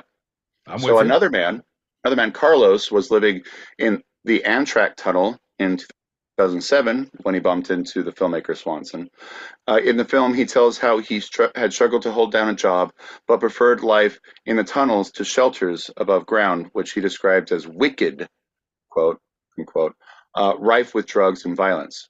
Quote, "I got everything I need, I got my own place. Everything is okay," said Carlos, whose home was equipped with heating, a microwave, a fridge, and computer, and he'd lived down there for 2 years at that point. Damn. That's yeah. All right. I got my computer. I got my fridge. I got my microwave. Now I'm good. All of my hierarchical needs are met. All right, we're going to end with NPR. Okay, I hope it's about this guy in the movie and why he went to hiding, because I'm still wondering about that and why that came out there. So I hope this quote clarifies. So before the guy in the quote, the movie that was released in 2022, I was talking about the articles that kind of exposed it in the 90s and more Right. recently. From Jennifer And this is the Toth. final. Exactly. Yeah, and then you said this is the most recent. Who went into hiding? No one went into hiding. He went down there to make the movie. Okay. Swanson. All right. Fair enough. So this is one more thing with Will Hunt. This is another guy who went down. So Will Hunt says No, you're NPR. good. I'm pretty sure I heard. What was the name of his movie? Was there something about hiding? Actually, I don't know the name of the movie. I just all I saw was the footage was released in 2022, but he went down there in 2008. Okay. All right. I mean, Walter probably went into hiding, or Carlos. You said down under. No, you didn't. No, but you said down under. You gave something. Australian Open. The Australian Open. Socks. Rough socks. Are we just going to go through the goddamn trying to figure out what we're talking about? Can I wrap this up? NyQuil from the lightning guy. NyQuil for the win. From Yeah, NPR. John, I'm ready, bud. I'm ready. Hunt. Will Hunt is fascinated with the world below us. The mole people are people who have taken up residence in the underground of New York City, and during the 1980s, they were sort of everywhere in the underground. And today, there are many fewer of them. This is a quote from Hunt. There's a tunnel that runs under Riverside Drive that is where they used to live, and they had built an amazing shanty down in the tunnel. It's called the Freedom Tunnel. So I'm ending with the Freedom Tunnel. I have one more paragraph about it. Anything you want to say about the Freedom Tunnel? I wanted to hear the quote from his brother Mike Hunt, who had a lot of famous quotes that were used a multitude of times across the ages. Johns, tell me about Mike Hunt's quote. Well, his brother said, quote, "Today there are not so many, but there was one night where I went down to that tunnel with a group of urban explorers, and we celebrated the 50th birthday party of a woman named Brooklyn, who had been living in that tunnel for 28 years, she said. We went down with whiskey and cake, and we sort of sat around on the stairs outside of her home down there. In the eaves of the tunnel, kind of in this alcove that was accessible by an iron staircase. She called it her igloo. There was a mattress and some sort of bent pieces of furniture. She was a really amazing woman, very charismatic and dynamic. That night, she spent hours singing and dancing, and it was really great party." End quote. I made eyes with another party attendee from across the way. Over a boot of gin, we locked eyes. I said to her, "Hey, do you know where a mattress may be close by?" And she said, "I would love to show you my Freedom Tunnel."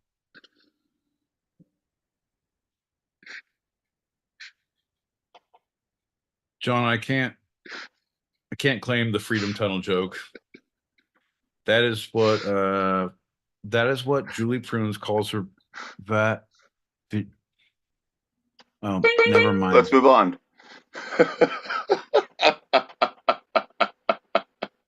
So the sources for this That's episode. how deaf people clap. For those who are only listening, Pete is waving his hands on either side of his head in a back and forth motion, which is the American and I believe also English sign for applause. The sources for this episode of Two Sided in Bed. The first segment. It's also motorboating, John. Oh, that's nice. I didn't know that. It's also motorboating. Is that Australian? Blacksocks.com, nocoldfeet.co, and Time the fuck out. Blacksocks.com. How many tries did it take for you to get to a blacksocks.com that wasn't fucking racy? Are you sure? Are you over 18 and want to continue to blacksocks.com? Jesus Christ, John. I think we're going to send our followers down a really dark rabbit hole. Do you want me to delete that? Feetonly.org. Nocoldfeet.co. Toesies for Mosies.edu. Listverse.com. Yeah, I'm with that one. That was a real one, folks. Write that one down. And for the second segment, NPR, WeirdUS.com, TheTravel.com, and the Daily Star. The short is the BBC. All right, I'll take it. I'll take it. I'll take it, John. I disregard all of your sock references because I feel like you were looking up other things when you're like, oh shit. There's some other things that I'm not looking for that are popping up. Hell, I might as well write these down and record these websites. Anyway, back to what I was doing. Jesus, John, I feel like you've shown what an animal you are. Well, I'm glad you are questioning for the first time ever any of my sources, because that leads us to the very first installment of your favorite game and mine. That's right. This is my boy Pete. What's the through line?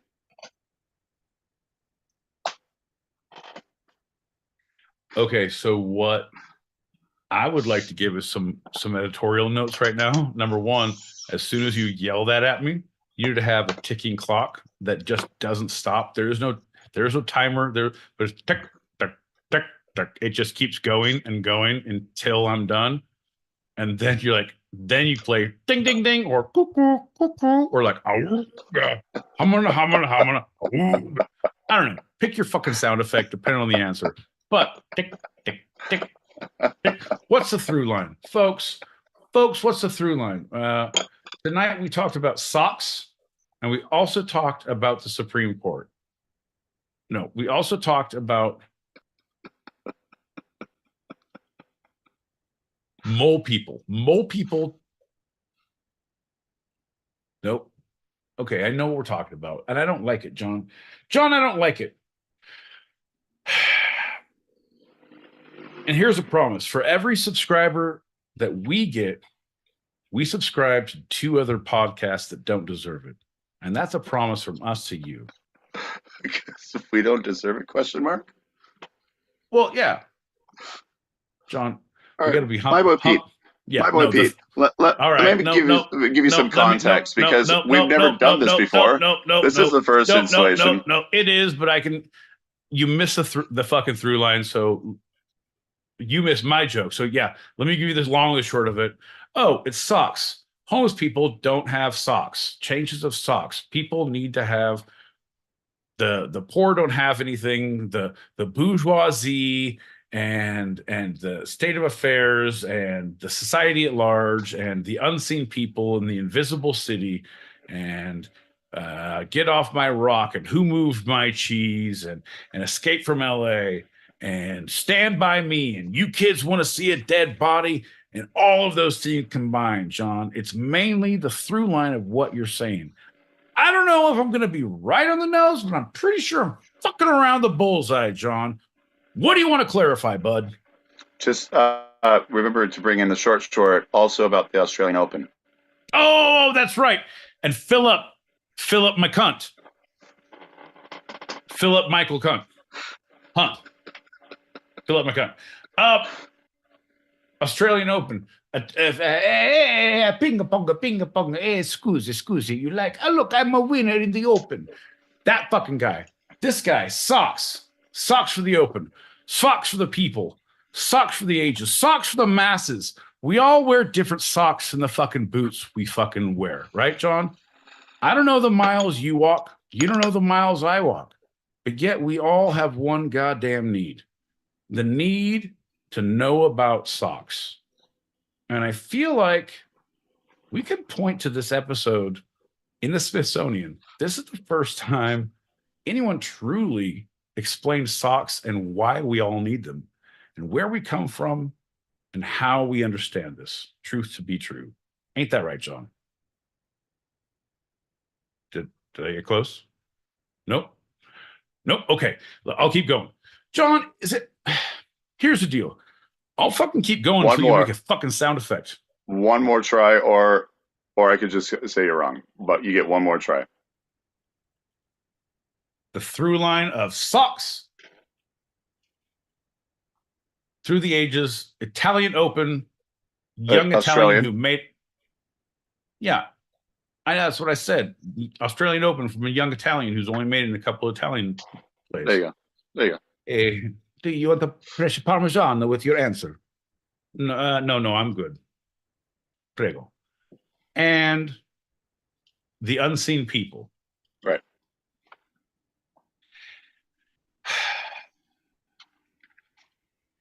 Sucks. Australian Open, unseen people.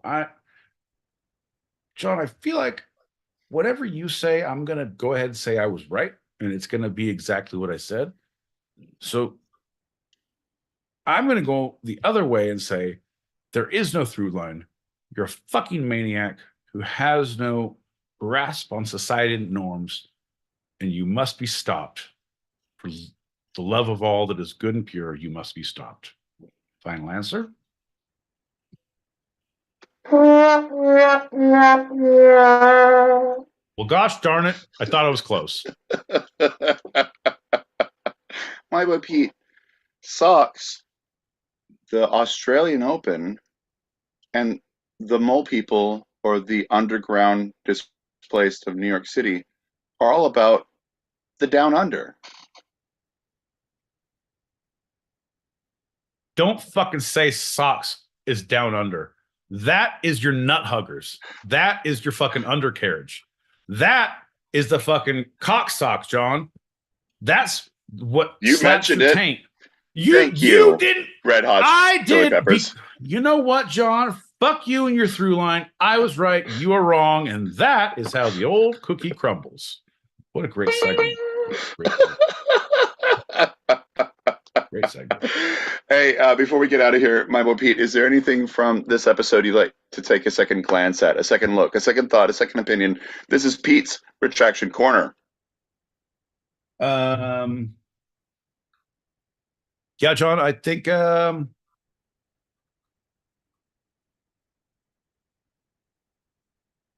I regret fucking nothing in this episode. I stand by everything I said. Well, I don't know. Nope, wait. No, probably not. I think there was a couple of 2 or 3 like iffy ones. I'm like, I think if I stand by those too hard now, like that could be like the downfall. No. My retractions are the bad jokes. No, not the bad jokes. I stand by the bad jokes. Yeah. The canceling jokes that John tried to. Did I think John slipped one in? I feel like John slipped one in. As your attorney, I say you should stand by everything you remember. That's perfect. Well, in that case, let's do a shot. I regret nothing, John. Bing. Nothing that you remember, right, my boy Pete? That's what I was going to say before we did the shot. That I remember, John. Come on, bud. Allegedly. Well, thanks for listening, everybody. We have our open chat show continuing for those listening live on the Stereo app right now in this room. But if you're here, and in the YouTube app. And in the YouTube app. Brand new, so new, I don't even have it in my... Anyway, but if you're listening to this later and want to join us in our green room for after-show wind-downs or want to throw some topics out there, email twosidedpod@gmail.com. That's TWO sidedpod@gmail.com. That's a wrap for tonight. I'm General Peacock out in Brooklyn, New York. I'm my boy Pete and haven't gotten any of the write-ups for change in Southern California. And this was our show. You can eavesdrop wherever you get your podcasts and even join us live, both on our YouTube channel, handle @twosidedpod, all one word, and the Stereo app every Tuesday, 8 p.m. Pacific, 11 p.m. Eastern, as we talk about the two sides of life, the serious and the fun, here on Two Sided. I love you, Pete. I love you, John. I'll see you in the green room in 2 seconds right here, bud.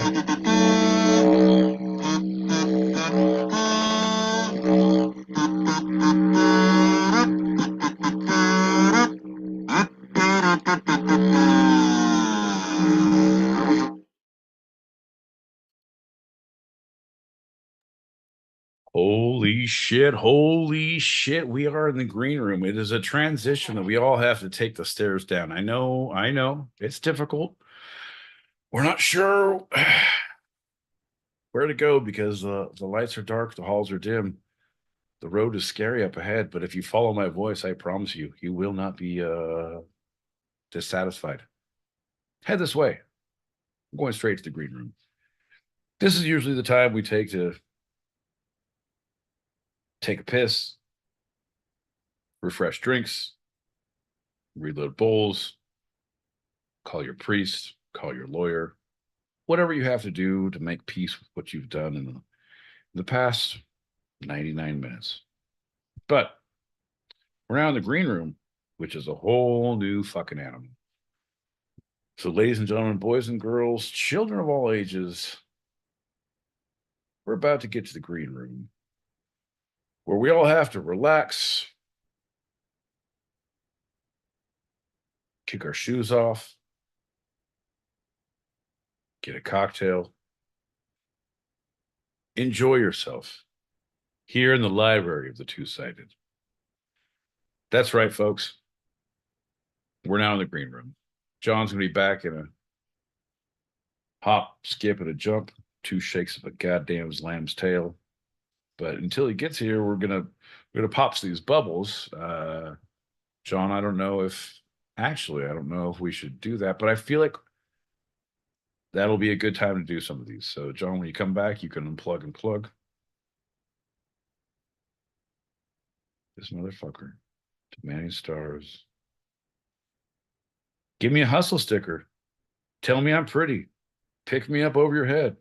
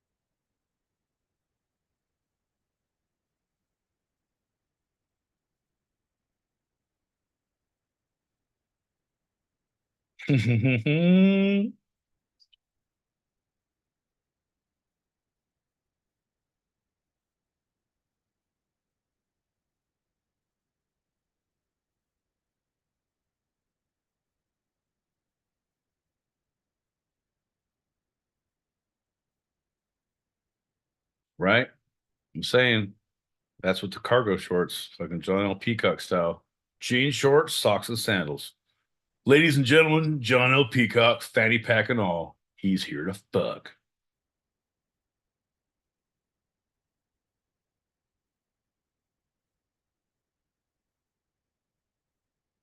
Lorraine!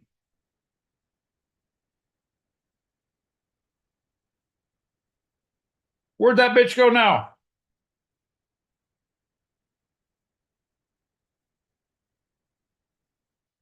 Lorraine.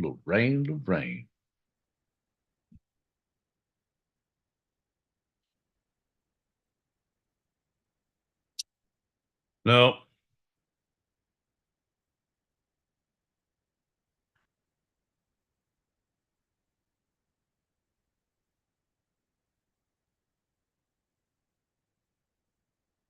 Medvedev.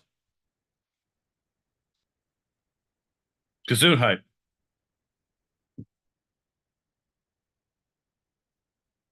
Yeah, no, it's not the same because Mac Lenny, you can sound it out. Hooked on Phonics worked for most people.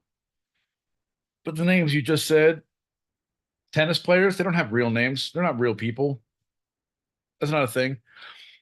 Yeah, fam. Yeah. Thank you so much, everybody who's still here. We got some people still in the group. Yeah, we are live in the green room. We're staying live on the fucking YouTubes as we come by. Now we just get a little bit loosey goosey. This is just a little glimpse into the green room, a little picture into the twisted mind that is the Two-Sided. Ginger be damned. We're gonna go on without him. Wait.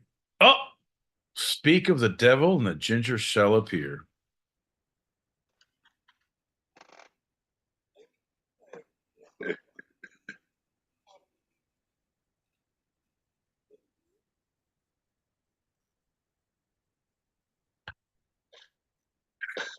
Okay. Bullshit, Muse lover. You can be my wingman. This fucking guy gets it. I forget. I'm sorry. You're muted, pal. Yeah, I've not been playing the messages. So here, I'm ready. No, go for it.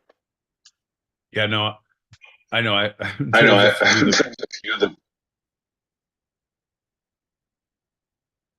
yeah, actually, we're good now.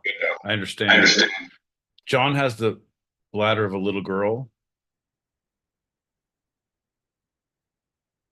and must the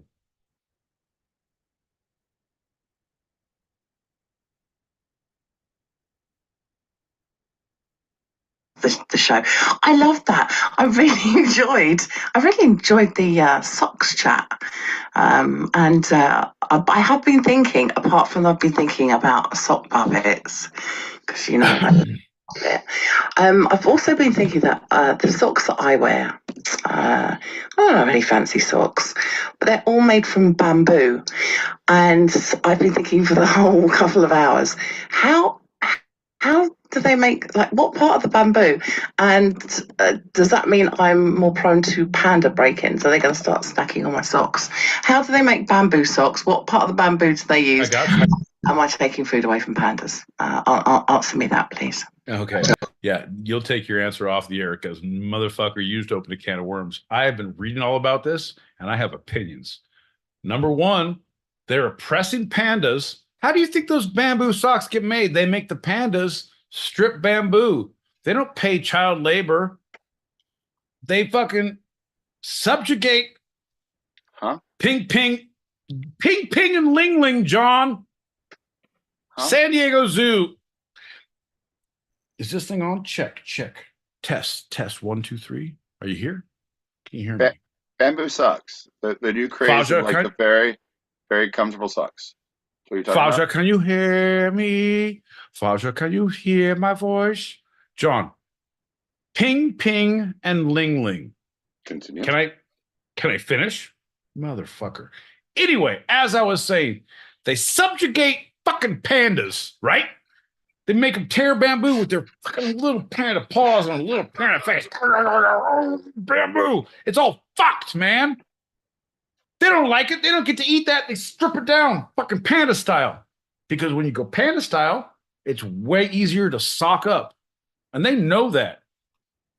Big Sock knows exactly what the panda could do for you. And I'm taking a stand right here, right now. Panda say no.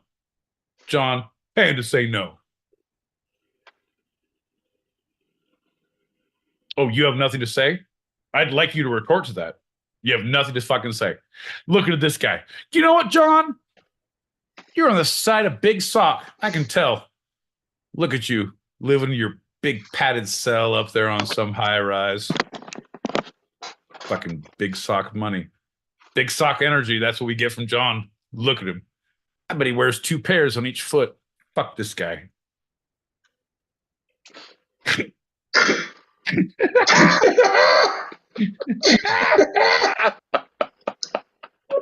Your green room is so lit. I'm gonna make myself. I'm just gonna eat a scone. A scone. I don't say scone. Fuck that. I'm gonna have a scone, and I'm going to make. I'm gonna make some caramel, salted caramel coffee. Fuck yeah. Man. Fuck yeah, man. Fuck yeah. Get some. That's what I say in the green room, John. I don't know if you hear me enough when we're talking in the green room, but I say, fuck yeah, get some. You do. I hear you. I mean, I do yell about a lot of other things, John. So I can see it can get lost in the cacophony of my boy Pete's screams and yells. I do see that. But I do often say, fuck yeah, get some. I know that you say that combination of words, not necessarily in order, a whole lot. And sometimes I like it and sometimes I don't. But I know those words you say a lot because you don't have a big vocabulary. No. My boy Pete, talk bad, yell good. John. Hey, here's a little tip, bud. Background actor. Little background actor tip. Next time you're in a background scene and there's a bomb, there's an explosion, just start yelling at other people, cacophony, cacophony, cacophony, because they'll probably not edit your sound out because it sounds so great in that cacophony of sounds. Okay. The word of the day is cacophony.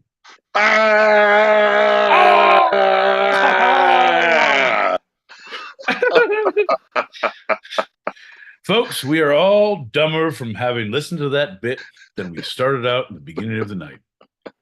We'd like to thank the lowering of the IQ to John L. Peacock's yes-anding, the Muppets, Jim Henson for his influence on our comedy, and the English language and Webster's Dictionary for cacophony.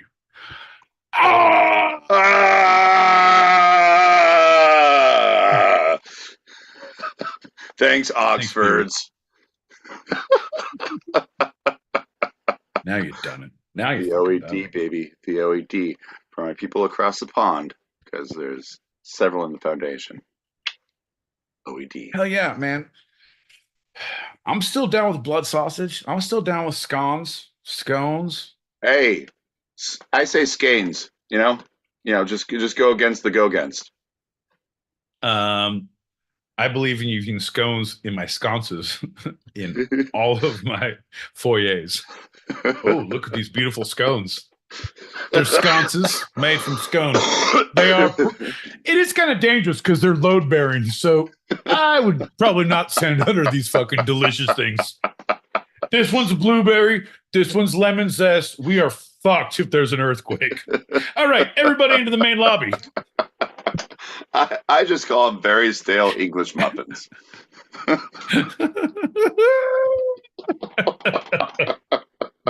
Oh shit, John.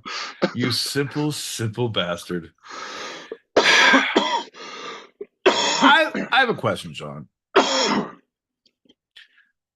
When do you stop living up here and start living down here? John, what I like to call it is the compliment sandwich, right?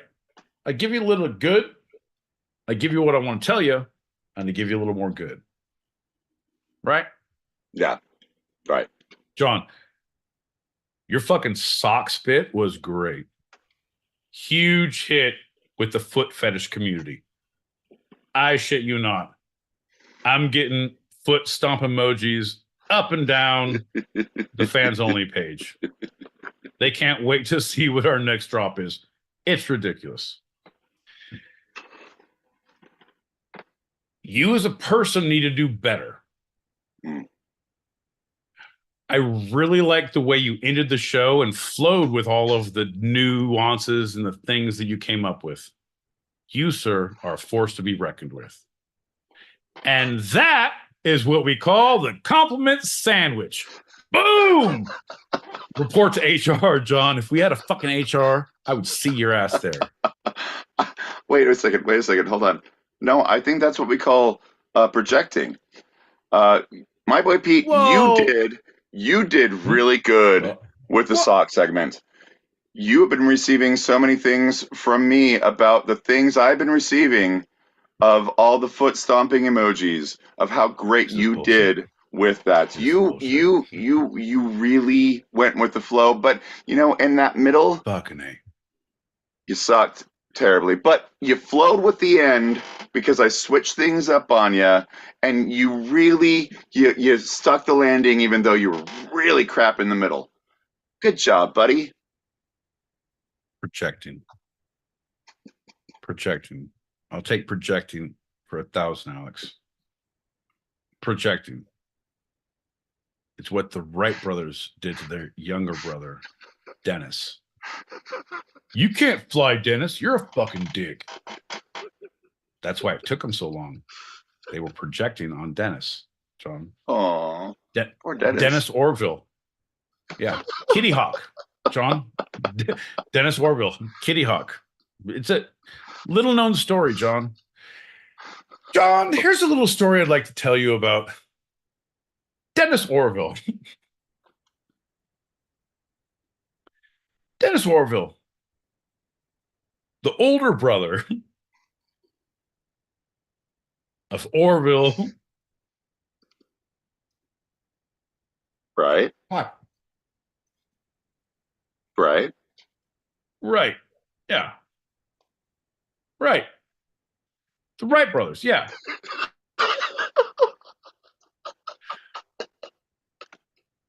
John, did I tell you that it's a coloring book?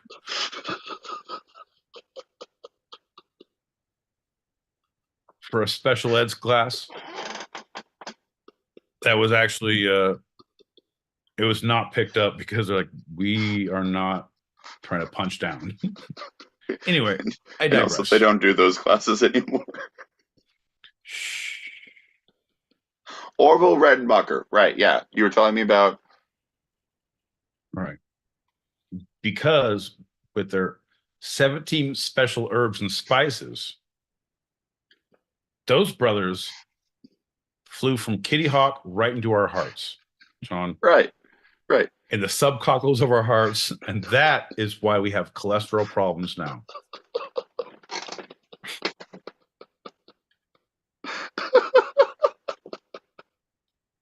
Oh, I got nothing for you. No, I know. Sometimes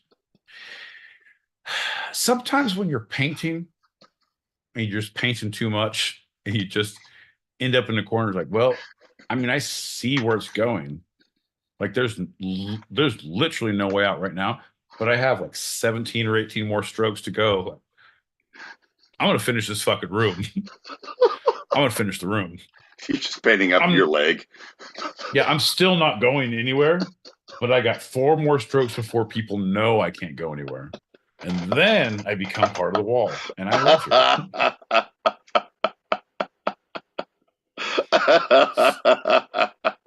Fucking John.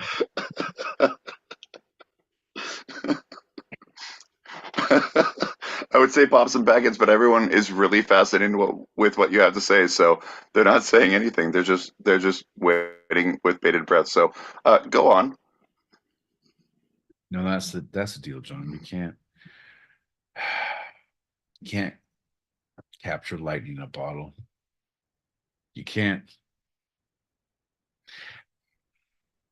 cross so many roads to find the stream. Because how many roads must one man go down, John, before you call him a stream finder? And how many streams must that one man cross before you call him a man? Well, John, the answer, my friend, you can find it up on the road. The answer, somewhere up on the road. That's an original My Boy Pete, not based on any other work of art. I was thinking about putting it to some music, and I don't know. Is somewhere up on the road. The answer, John L. Peacock's up on the road. That's catchy as fuck, John. Yeah. Yeah. I like it. Don't go down the road chasing waterfalls because you'll die of AIDS. That's all I got. But I think it's a start.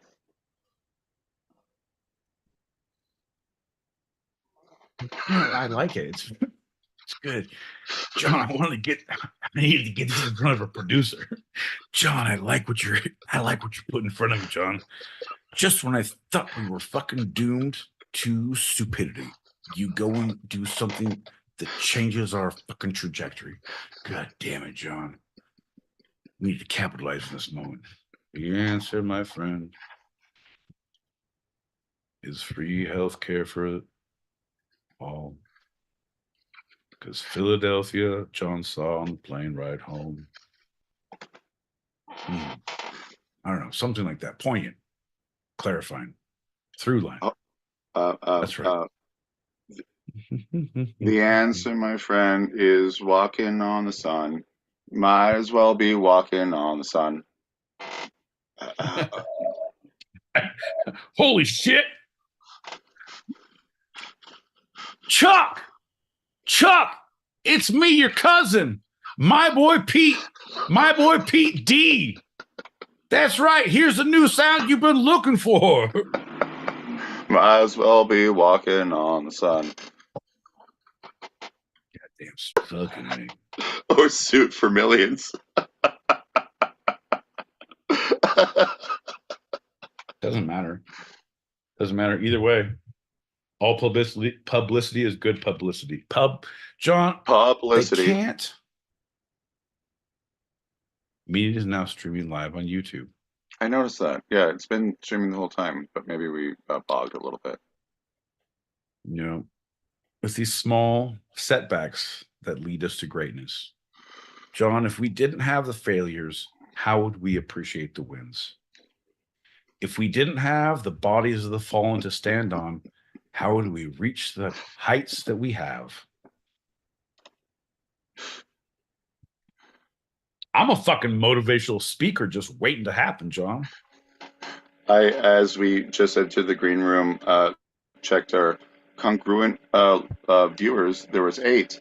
Now there's 6. So only 2 have left the stupidity that is the green room. Thanks for sticking around.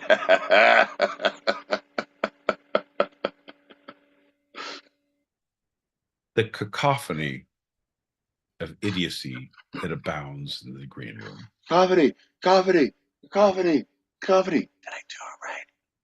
You did it so good, bud. You're going to get a stupid sticker. We got ourselves a message. Pop that back in. All right, man. I'm going to do it. Here we come. Here we come. Gonna answer.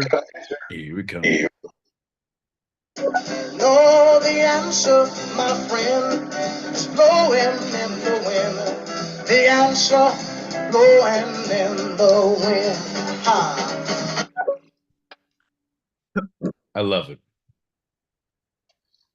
Sam Cooke was highly influenced by that song. I had did you see the crossover, John? Did you see the through line of what your friend and mine, my confidant, your sommelier, my cabana boy, your consigliere, my man at arms, your king at heart, my side piece, your lover in Bolton, Dub, had to say, John, the through line was a song in another style of a song, which is fucking fantastic. I had a buddy, and I tried to do it once because, like, fucking, that's nothing. I can do that. It's impossible. And I was like, I'm not going to go home and practice a fucking karaoke song. I'm not an idiot. I have better things to do with my life. I kind of scared. You were scared. I kind of am. But so the Humpty Dance, learn the Humpty Dance. And then went request Hotel California. So it goes dun, dun, and it should be on a dark desert highway, cool wind in my hair.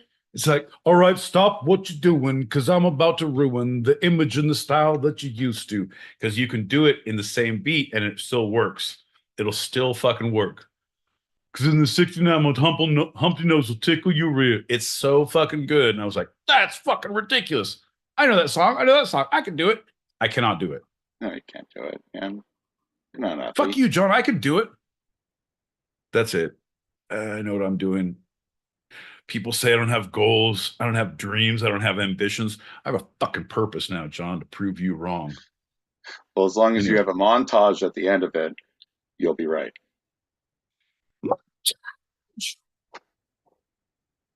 All right, well, let's do a shot because Dub was here. He didn't ask for one, but he wouldn't come dressed like that if he didn't want us to drink. I see him from a goddamn mile away. Oh, listen to you. You're like, oh, I got a drink. I got to pour a shot. Folks, if you don't know, now you know. Now you know. Dub, bud. Cheers. Thanks. Cheers. Cheers to you. Bink, bink, Cheers, bink. Always a pleasure. Whoa. Packet. Whoa. No idea why, but I've got the safety dance song stuck in my head, and I'm just singing at like, 6:10 in the morning. And I'm just all like, you can dance if you want to, you leave your friends behind. If you don't dance, then go and dance with a friend of mine. We can dance. We can dance. Everybody taking a chance. So good. Good song.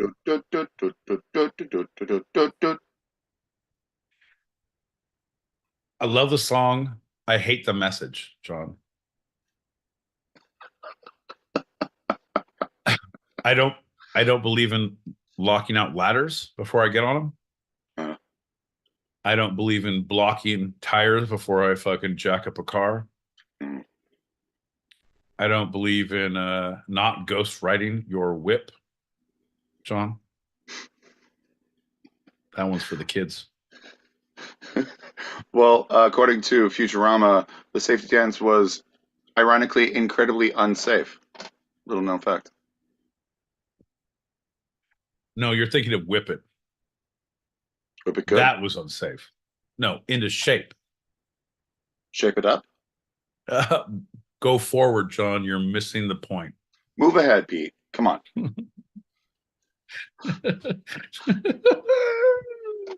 This fucking guy. Come on, try to detect it. You got it.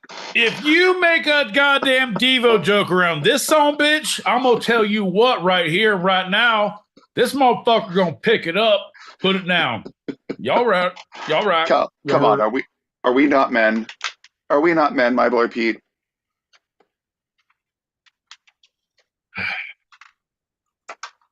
We are Devo. Are we not men, my boy Pete? DEVO.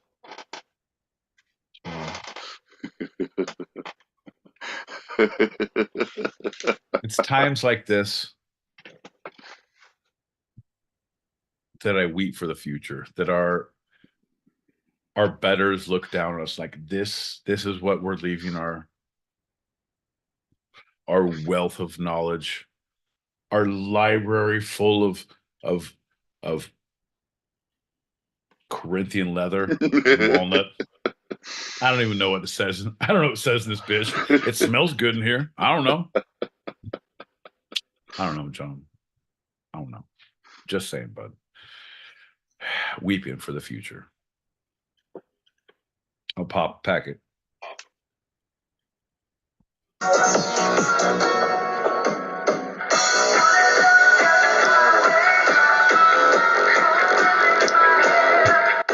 Oh shit.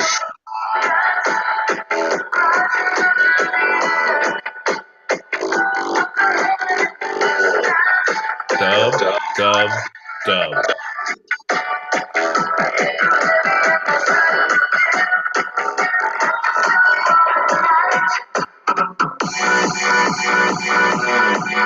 Oh my God.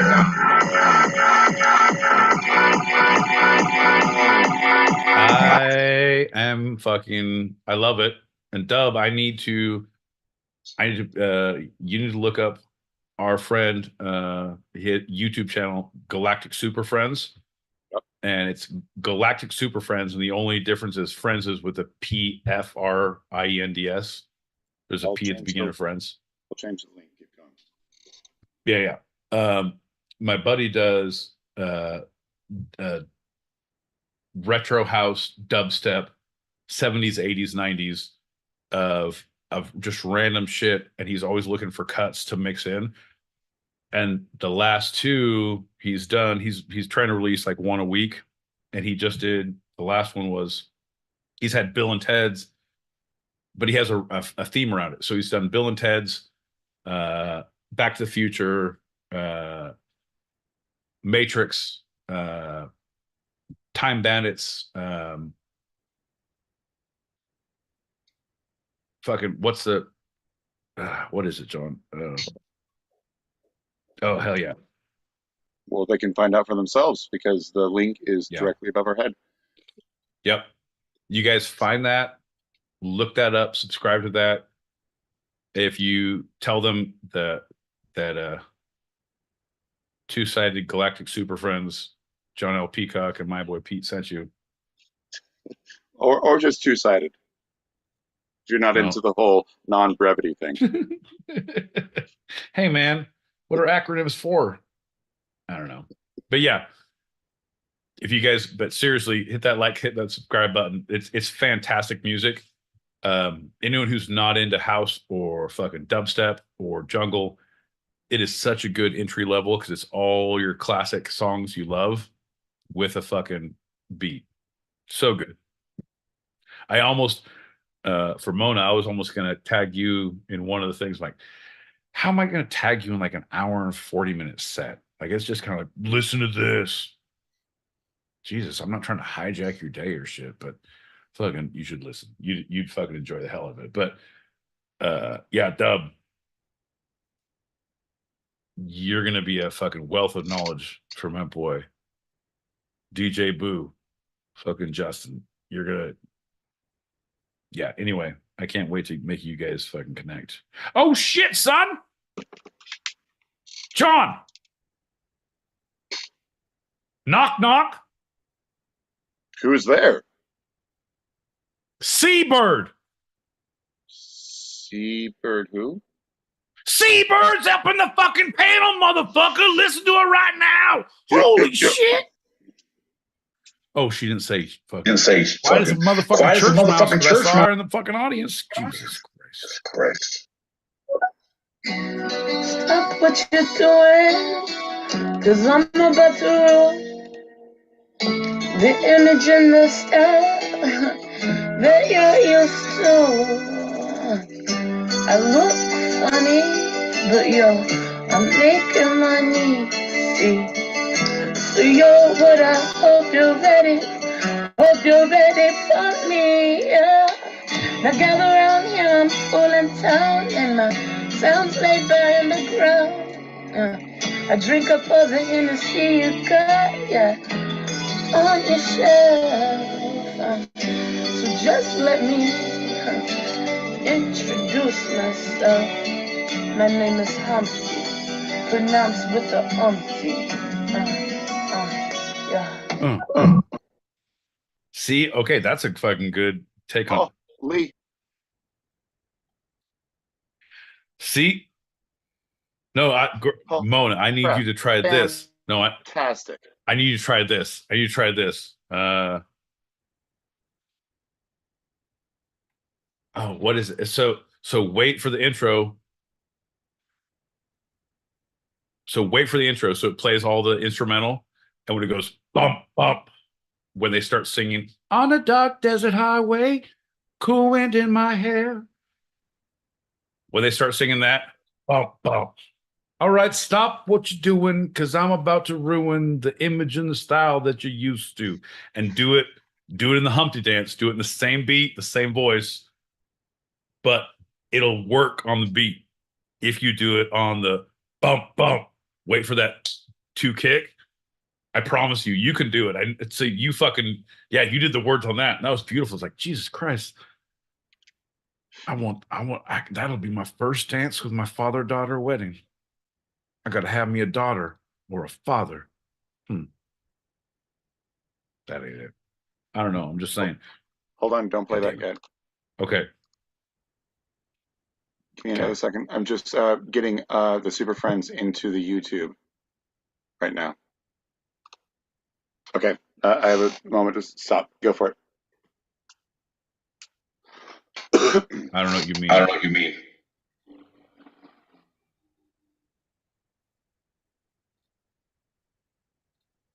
What are you talking about, John?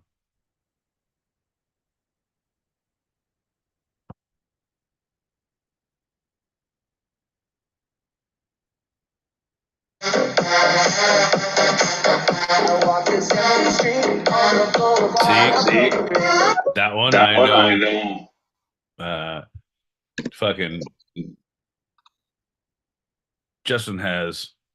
Okay, there you go. So that's what you're trying to say. Yeah, that is on one of the sets. I want to say it's on maybe the Buckaroo Banzai set. Oh yeah, that's another one. Buckaroo Banzai, Tron, Matrix. I think he's been playing from his sets, my friend. Oh. Oh, then yes. So for those watching us on the YouTube's live, we just posted the link to Galactic Super Friends. As my boy Pete said, the YouTube channel is at the Galactic Super Friends. The only switch is for friends. The F is replaced with PH. The Galactic Super Friends. That's how you can find our sponsor. Amazing DJ mixing some beautiful clips and music. It's not PH, it's PF. It's just PF. a P for friends. It's just a P in front of friends. I didn't say that. You're correct. Listen to him for the first time. Yeah, but also don't listen to John because apparently he's fucking having smoker's cough. Don't talk about me. I'm going to drink my coffee. You guys talk amongst yourselves. Thank you for listening. I'm going to be a little verklempt. I'm going to drink some spritz of water. The bubbles help my throat. My friend's daughter calls it tickle water.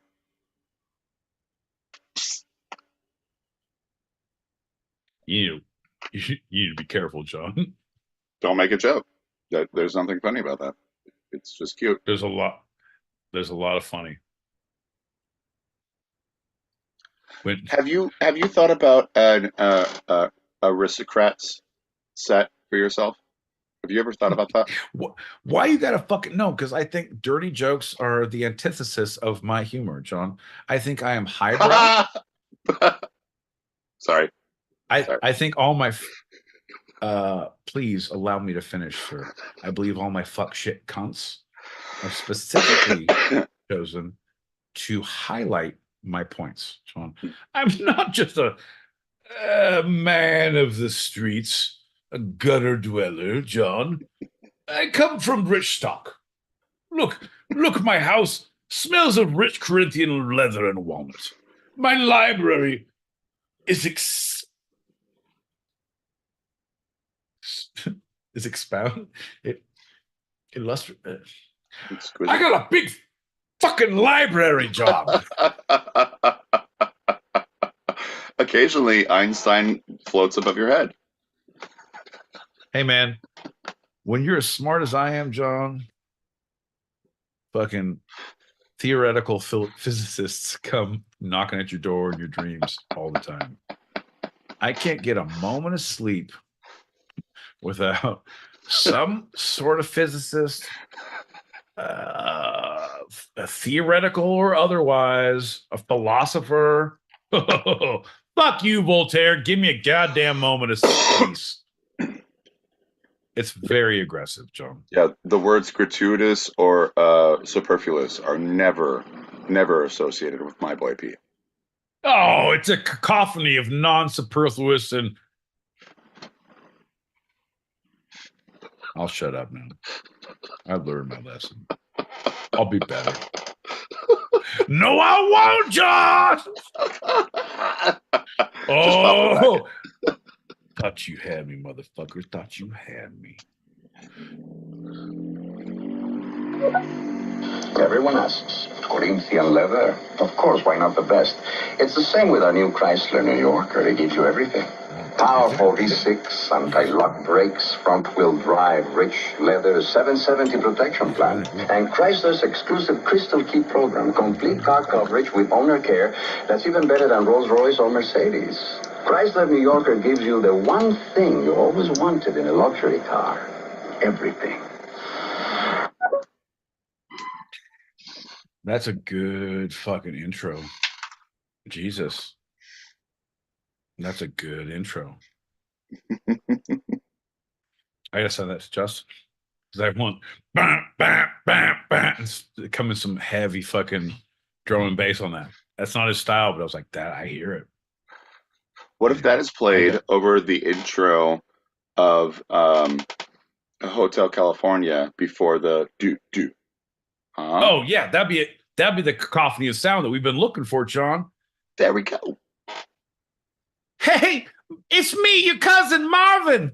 Here's that cacophony of sound you've been looking for. Fucking John. This fucking guy. I get up. I do laundry. I work a fucking long ass day.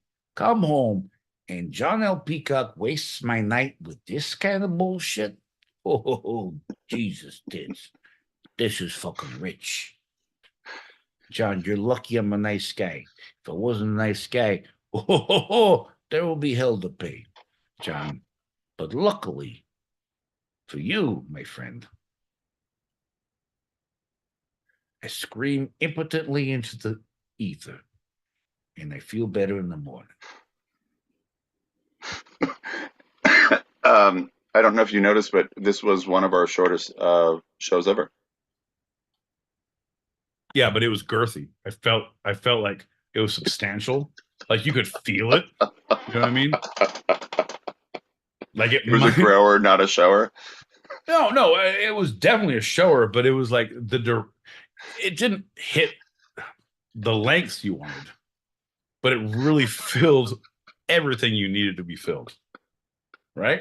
John, I'm talking about content everything here, motherfucker. Down under. Everything down under. The through line.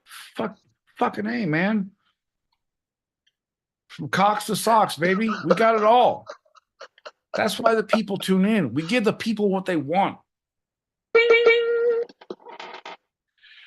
John, I feel like you should put up in here, instead of Galactic Super Friends in the Stereo Streets, you should put up, because we are live on YouTube's. Our show goes live every Tuesday, 8 p.m. Pacific, 11 p.m. Eastern, but we continue that show live over in the green room in the YouTubes. So if you are watching the Stereo Streets, John is going to change that logo right now to our live link in the YouTubes, where if you enjoy what you hear, if you can't believe that we're still on the air, that you don't understand how we've not been canceled, tell your friends, tell your coworkers, tell your parole officer, but click that link above your head, and we're going to be looking you in the eye all the way to the scene of the crime. Folks, John, are you putting that link up, bud? Oh, yeah. And though the link was up until about 10 minutes ago, the entire time, for those who might have come in post that link, let's get rid of our one sponsor and bring ourselves back up. That's great. Yep. And there you go. Yep. There you go, buddy. Yeah. Perfect. That's all I That's needed, us. because right now I just need you to know I'm running the logistics of this campaign, right? I am fucking the end all be all. I am fucking the eye of Sauron in this fucking campaign, right? And I see that we have 9 listeners in the goddamn Stereo Streets. We have 4 on the YouTubes. So right now, by deductive reasoning, John, I see that we need to let people know in the Stereo Streets what is actually happening. Keep your finger on the pulse of the two-sided stupidity. Don't let this opportunity of seeing stupidity in person slip you by. Slip you by? Pass you by. No, you slip someone a Mickey. You pass someone a joint. I get those confused. School will be through, get through, be through. Be through. Right. Every good boy loves gatos. Gatos. I don't know. I think that means cats in Spanish. I don't know. But folks, if you're on the Stereo Streets, you can click that link above your heads, and you can see us live on the YouTubes, where we're trying to get a following to raise an army to stop the legalization of John L. Peacock hunting in Brooklyn. For only pennies a month, you too can lead to the propagation of peacock in a Brooklyn neighborhood near you. Gentrification be damned. This peacock will flourish. Folks, I know, right? You're telling me I'm the one sponsoring it, John. This was after Give a Hoot, Don't Pollute, but it was, they wanted an owl, I wanted a peacock. I'm pushing this for more people, and we just lost a viewer. Hey, That's pop what I'm back. motherfucking talking about, John. That is what I'm fucking talking. We got another one on stereo and we lost one on YouTube. Y'all motherfuckers, devious some bitches. I'm gonna let you know. I like that. I like that about all you. keep up the good. Keep up the good work. Fuck you. Do you like socks? Do you like cocks?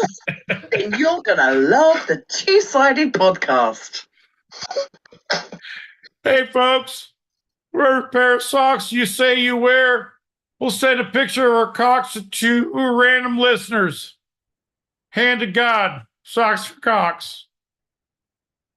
Look at that, John. Socks for cocks. Brought them back. Now we're up to 5. You got to give the people what they want. Fucking socks for cocks. Don't act like you fucking ain't been here before, John. Jesus, I can't take you anywhere.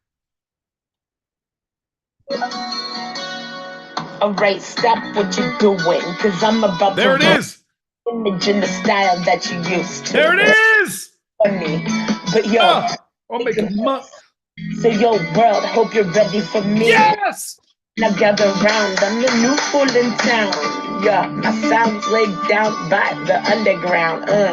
Yo, I tried it, my man. Oh my God. Oh my God. Sleepies. Oh my God.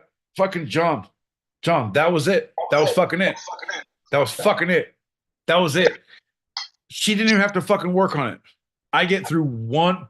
All right, stop what you're doing. And then I lose it. Like, in a dark desert hallway. Fuck. I don't even have those words right. So good. Oh my God.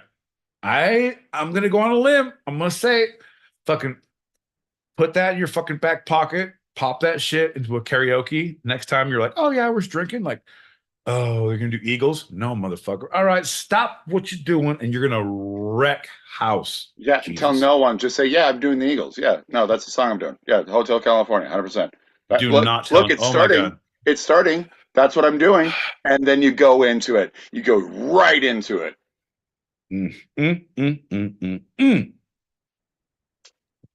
The Falafel enhancement is a procedure that uses hyaluronic acid to safely increase the girth of a man's penis. It is performed in office under local sedation, and the patient can return to normal activities the same day.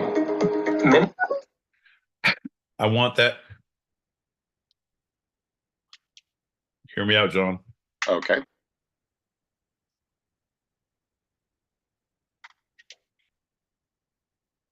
I got a feeling that tonight's gonna be a good night. Diddle, diddle, diddle, diddle, diddle. And the growth of the penis.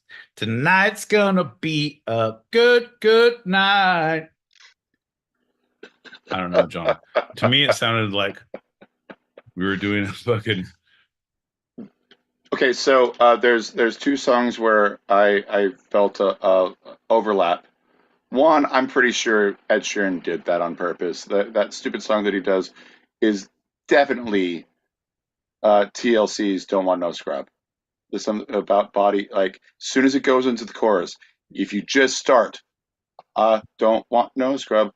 If you just start that, it goes perfectly with all of it, and it sounds so much better than the stupid lyrics he's saying. And 2, and this just might be me, but Elvis Costello's "Pump It Up." As soon as he starts singing, if you do subterranean subterranean blues, Johnny's in the basement mixing up the medicine. I'm on the pavement thinking about the government. That lines up in a beautiful way as well. Bum, bum, bum, bum, bum, bum. Bum, bum, bum, bum, bum, bum. No, John, it's a totally different song. I put it in there. Totally separate from what we're actually doing. Fucking guy, look. Now I'm trying to use fucking Italian hand gestures. Scusi. Fucking mics are flying everywhere. This is what happens in the green room. Fucking mics are flying all over the motherfucking place. What are we gonna do? This fucking guy gets it. This is what happens. This is what happens when you find a stranger in the Alps. This is what happens. This is what happens when you find a stranger in the Alps. Oh, look, he says, take your soccer team to fucking across the Alps. He says, oh, the plane crash. You eat your friends. What are you going to do with this fucking guy? Look at him. Look at him. He's looking for a fucking leg bone or a thigh bone. He's going to eat a fucking goalie. Look at him. John L. Peacock, most likely to eat a Brazilian soccer team. Thigh bones connected to the delicious bone. Nope. Delicious bone connected to the hip bone. Nope. What I would like everyone to do, don't be afraid. Send in your photos to twosidedpod@gmail.com. Just send in a photo, and we're going to put your photo up and say, here's your high school caption. Most likely to eat a Brazilian soccer team. That's John's. You say they're from Argentina. I say he prefers the Brazilian taste and the wax. Ain't that right, John? I do like Brazilian steakhouses, yes. This guy, his fucking swords in this guy. What are you going to do?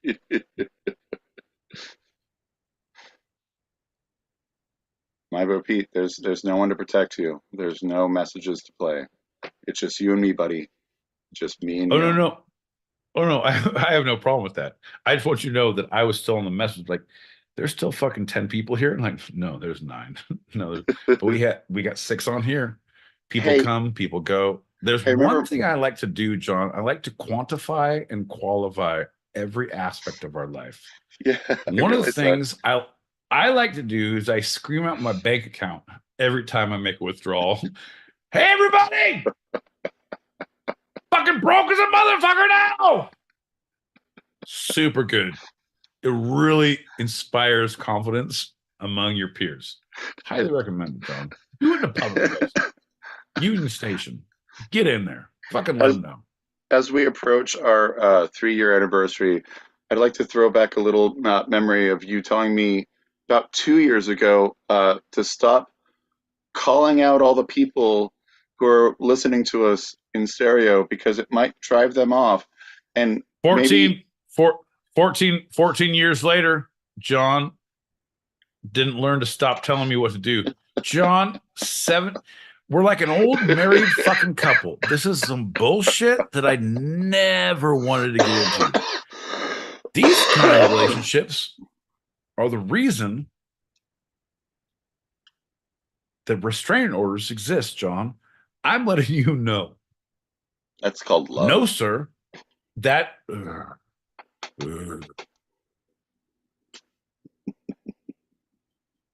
I thank God every day for the mighty Mississippi keeping you separated from me. Because as soon as that barrier is crossed, shit is fucking going down, John. And I don't like that. What are you going to do, bud? What are you going to do? Well, that's why we're the two sides. We can't come together without cacophony occurring. That's obvious. We have to stay as far apart as possible as the United States will allow us in order to just have a normal conversation.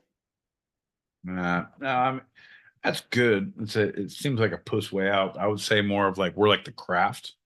You can't get fucking crazy ass people like this in the room. Otherwise, you're gonna fucking make pentagrams and shit's gonna pop off. It's fucking crazy. What's that chick's name? What is her name? The brunette from the craft. She was in a bunch of stuff. She was in The Worst Witch. Yes, she was in See This Means Not Welcome. With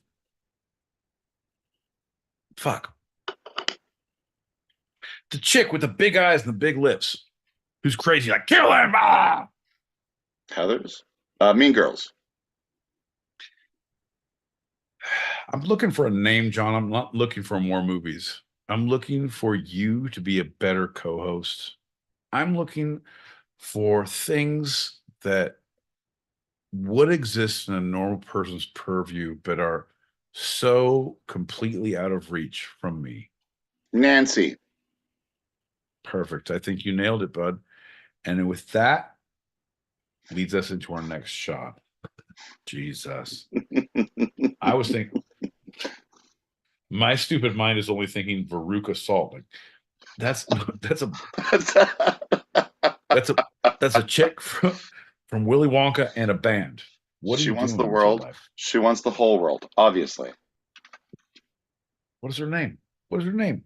The gaping maw. Frunze Bulk. Frieza Bulk. Yes. Yes. Varunza Bulk. Veruca Salt. Yes. Frieza Bulk. Bulk. Bulk. Bulk. Feruza Bulk. There we Moan, go. Everyone's saying for the win. The gaping maw. Nancy. Feruza Bulk. Fuck yeah. You guys. Here's the next one. So you guys are playing the game better than John L. Peacock does. Here's the next one. She was in the movie with the guy who was fucking, his brother was from Terminator, and he was the fucking skinhead. See this means not welcome. And she was the girlfriend, and the fat guy from My Brother's Earl was in it. Super bad, super American History X. Jesus. Yes, American History X. Finally, someone's playing this game with me. Yes. Oh, I got that. By the way, for those listening, I didn't read that. I actually got it.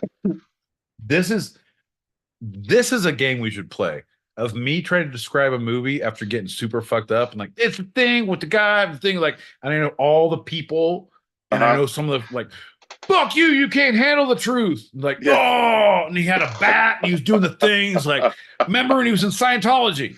What's the movie, John? The Master. That'd be with Joe Pesci being Al Pacino, and You Can't Handle the Truth.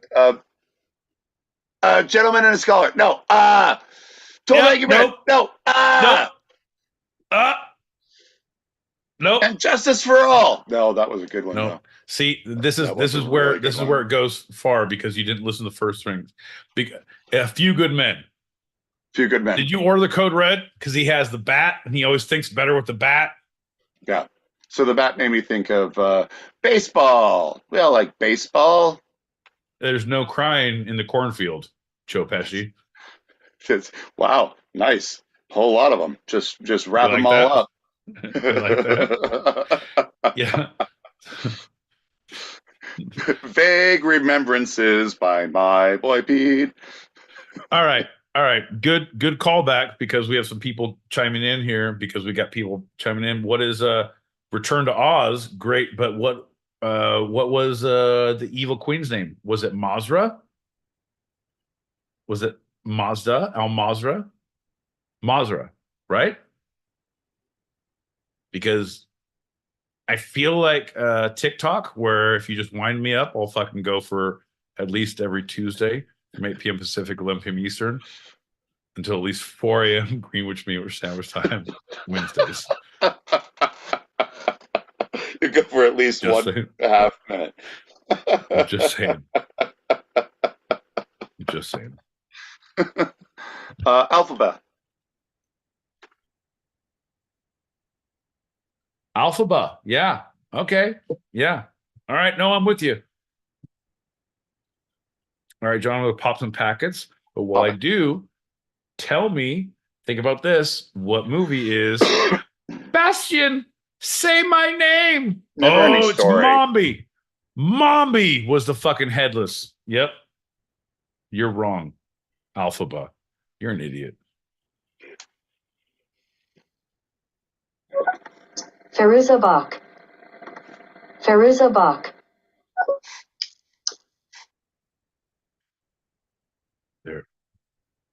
There's a buck.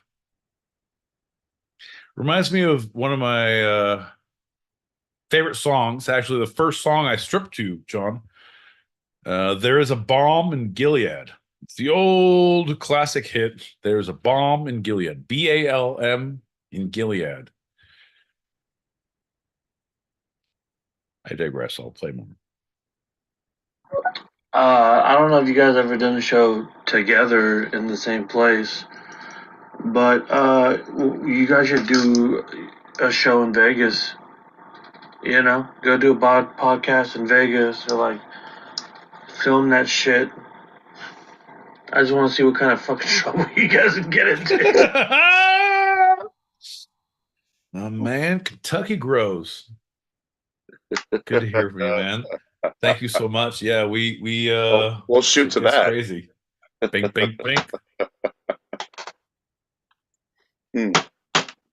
We have oh shit. We've done California shows together. Have we done one in New York yet? We did a New York show. Yeah. We did a New York show. We did a California show. I feel our California shows were less successful because we were early on.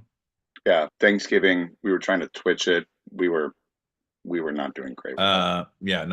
But New York was after we did our first meetup with Drew 69 and Julie Prunes, and we had to mea culpa, fucking the show must go on, bitches. So we pieced out. Yeah. Didn't get food, barely got drunk. There was no weed to be had. It was a horrible time for all. And we did a show in New York. That's right, John. We did. But you know what? We'll take this motherfucker on the road anywhere. We got lights. We got cameras. God damn it. We got motherfucking action. We are ready to rock and roll. Just saying, you want to see some crazy shit? Tell us where you're going to host us and we'll be there. Rooftops, baby. Rooftops. I did all my best work during the pandemic in the rooftop shows. Farouk Assault. All right, pop it a packet. Yeah.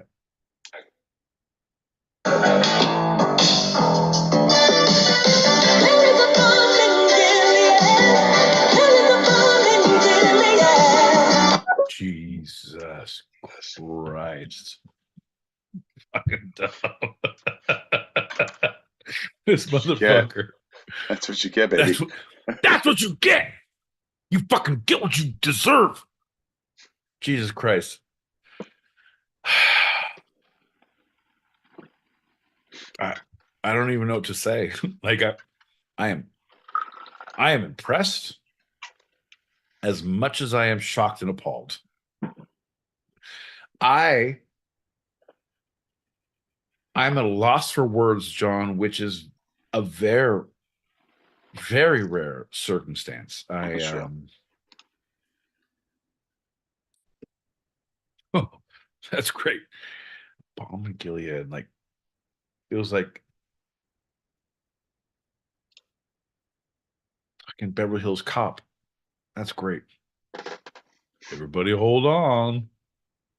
That's fantastic.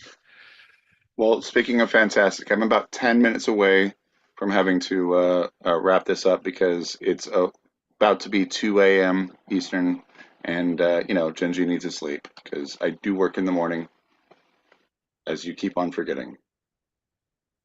No, man, no, I don't forget. I just don't give a shit. Like the whole thing is I realized that you didn't care for the first 2 years, and all of a sudden John gets a job and the world fucking changes. Like, oh, son of a bitch. Look at him go. Someone has a 401k now and the world fucking stops turning. Fuck you, John.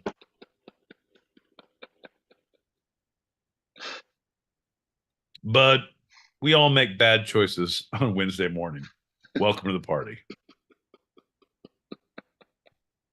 You have your shot ready, though, right? We're not doing it right now. I'm just saying you got to get that ready. Yeah. Get it ready because. But everyone, Foundation, Mindfox, Dub, Drew61, Seabird, Julie Prunes, Muse, Lotus Bird, Hope, London, and those on the YouTubes. Thank you all for bearing with us. You're welcome for listening. You're welcome for watching. You're welcome for all of it.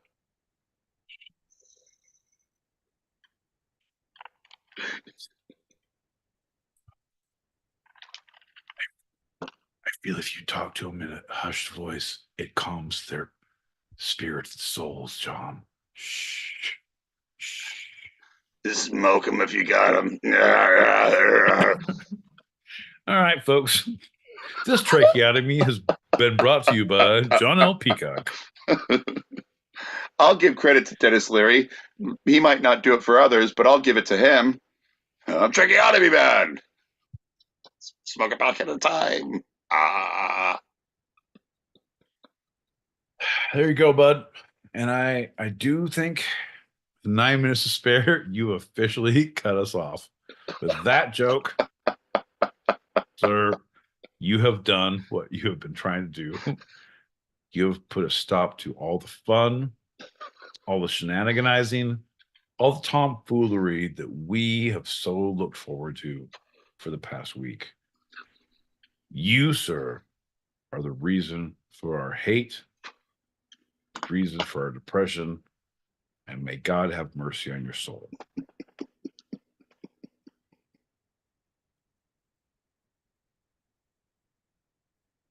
That one. It was a delayed response. Story of my life, bud. My boy Pete, a delayed response. That's what's going to say on my gravestone. He didn't know he was dead until we told him. A delayed response. This fucking guy, he fucking works. All right. Hop in the ice packet, doing a shot, thanking our lucky stars that we are here today, John. Why? Because if we weren't, the two-sided pod wouldn't be happening. You know what I'm going to do? I'm going to get one of those tracheotomies. So I can smoke 2 cigarettes at the same time. I'm going to get 9 tracheotomies all the way around my neck. I'll be tracheotomy man. He can smoke a pack at a time. He's tracheotomy man.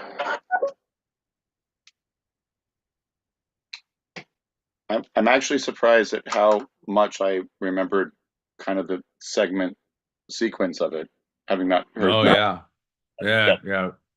Oh, awesome. Yeah. We're all impressed. We're super impressed with how well you did. John, all of us are like, wow, John is amazing. Thanks for pointing out how amazing you are. Thank you. Thank you for letting me. Thank you for thanking me for pointing out how awesome I am. Yeah, that's good. I was going to say I can smoke a cigarette of no tracheotomies. So, whatever. Here's to you, bud. Here's to you, bud. Bink, bink, bink. Bink, bink, bink.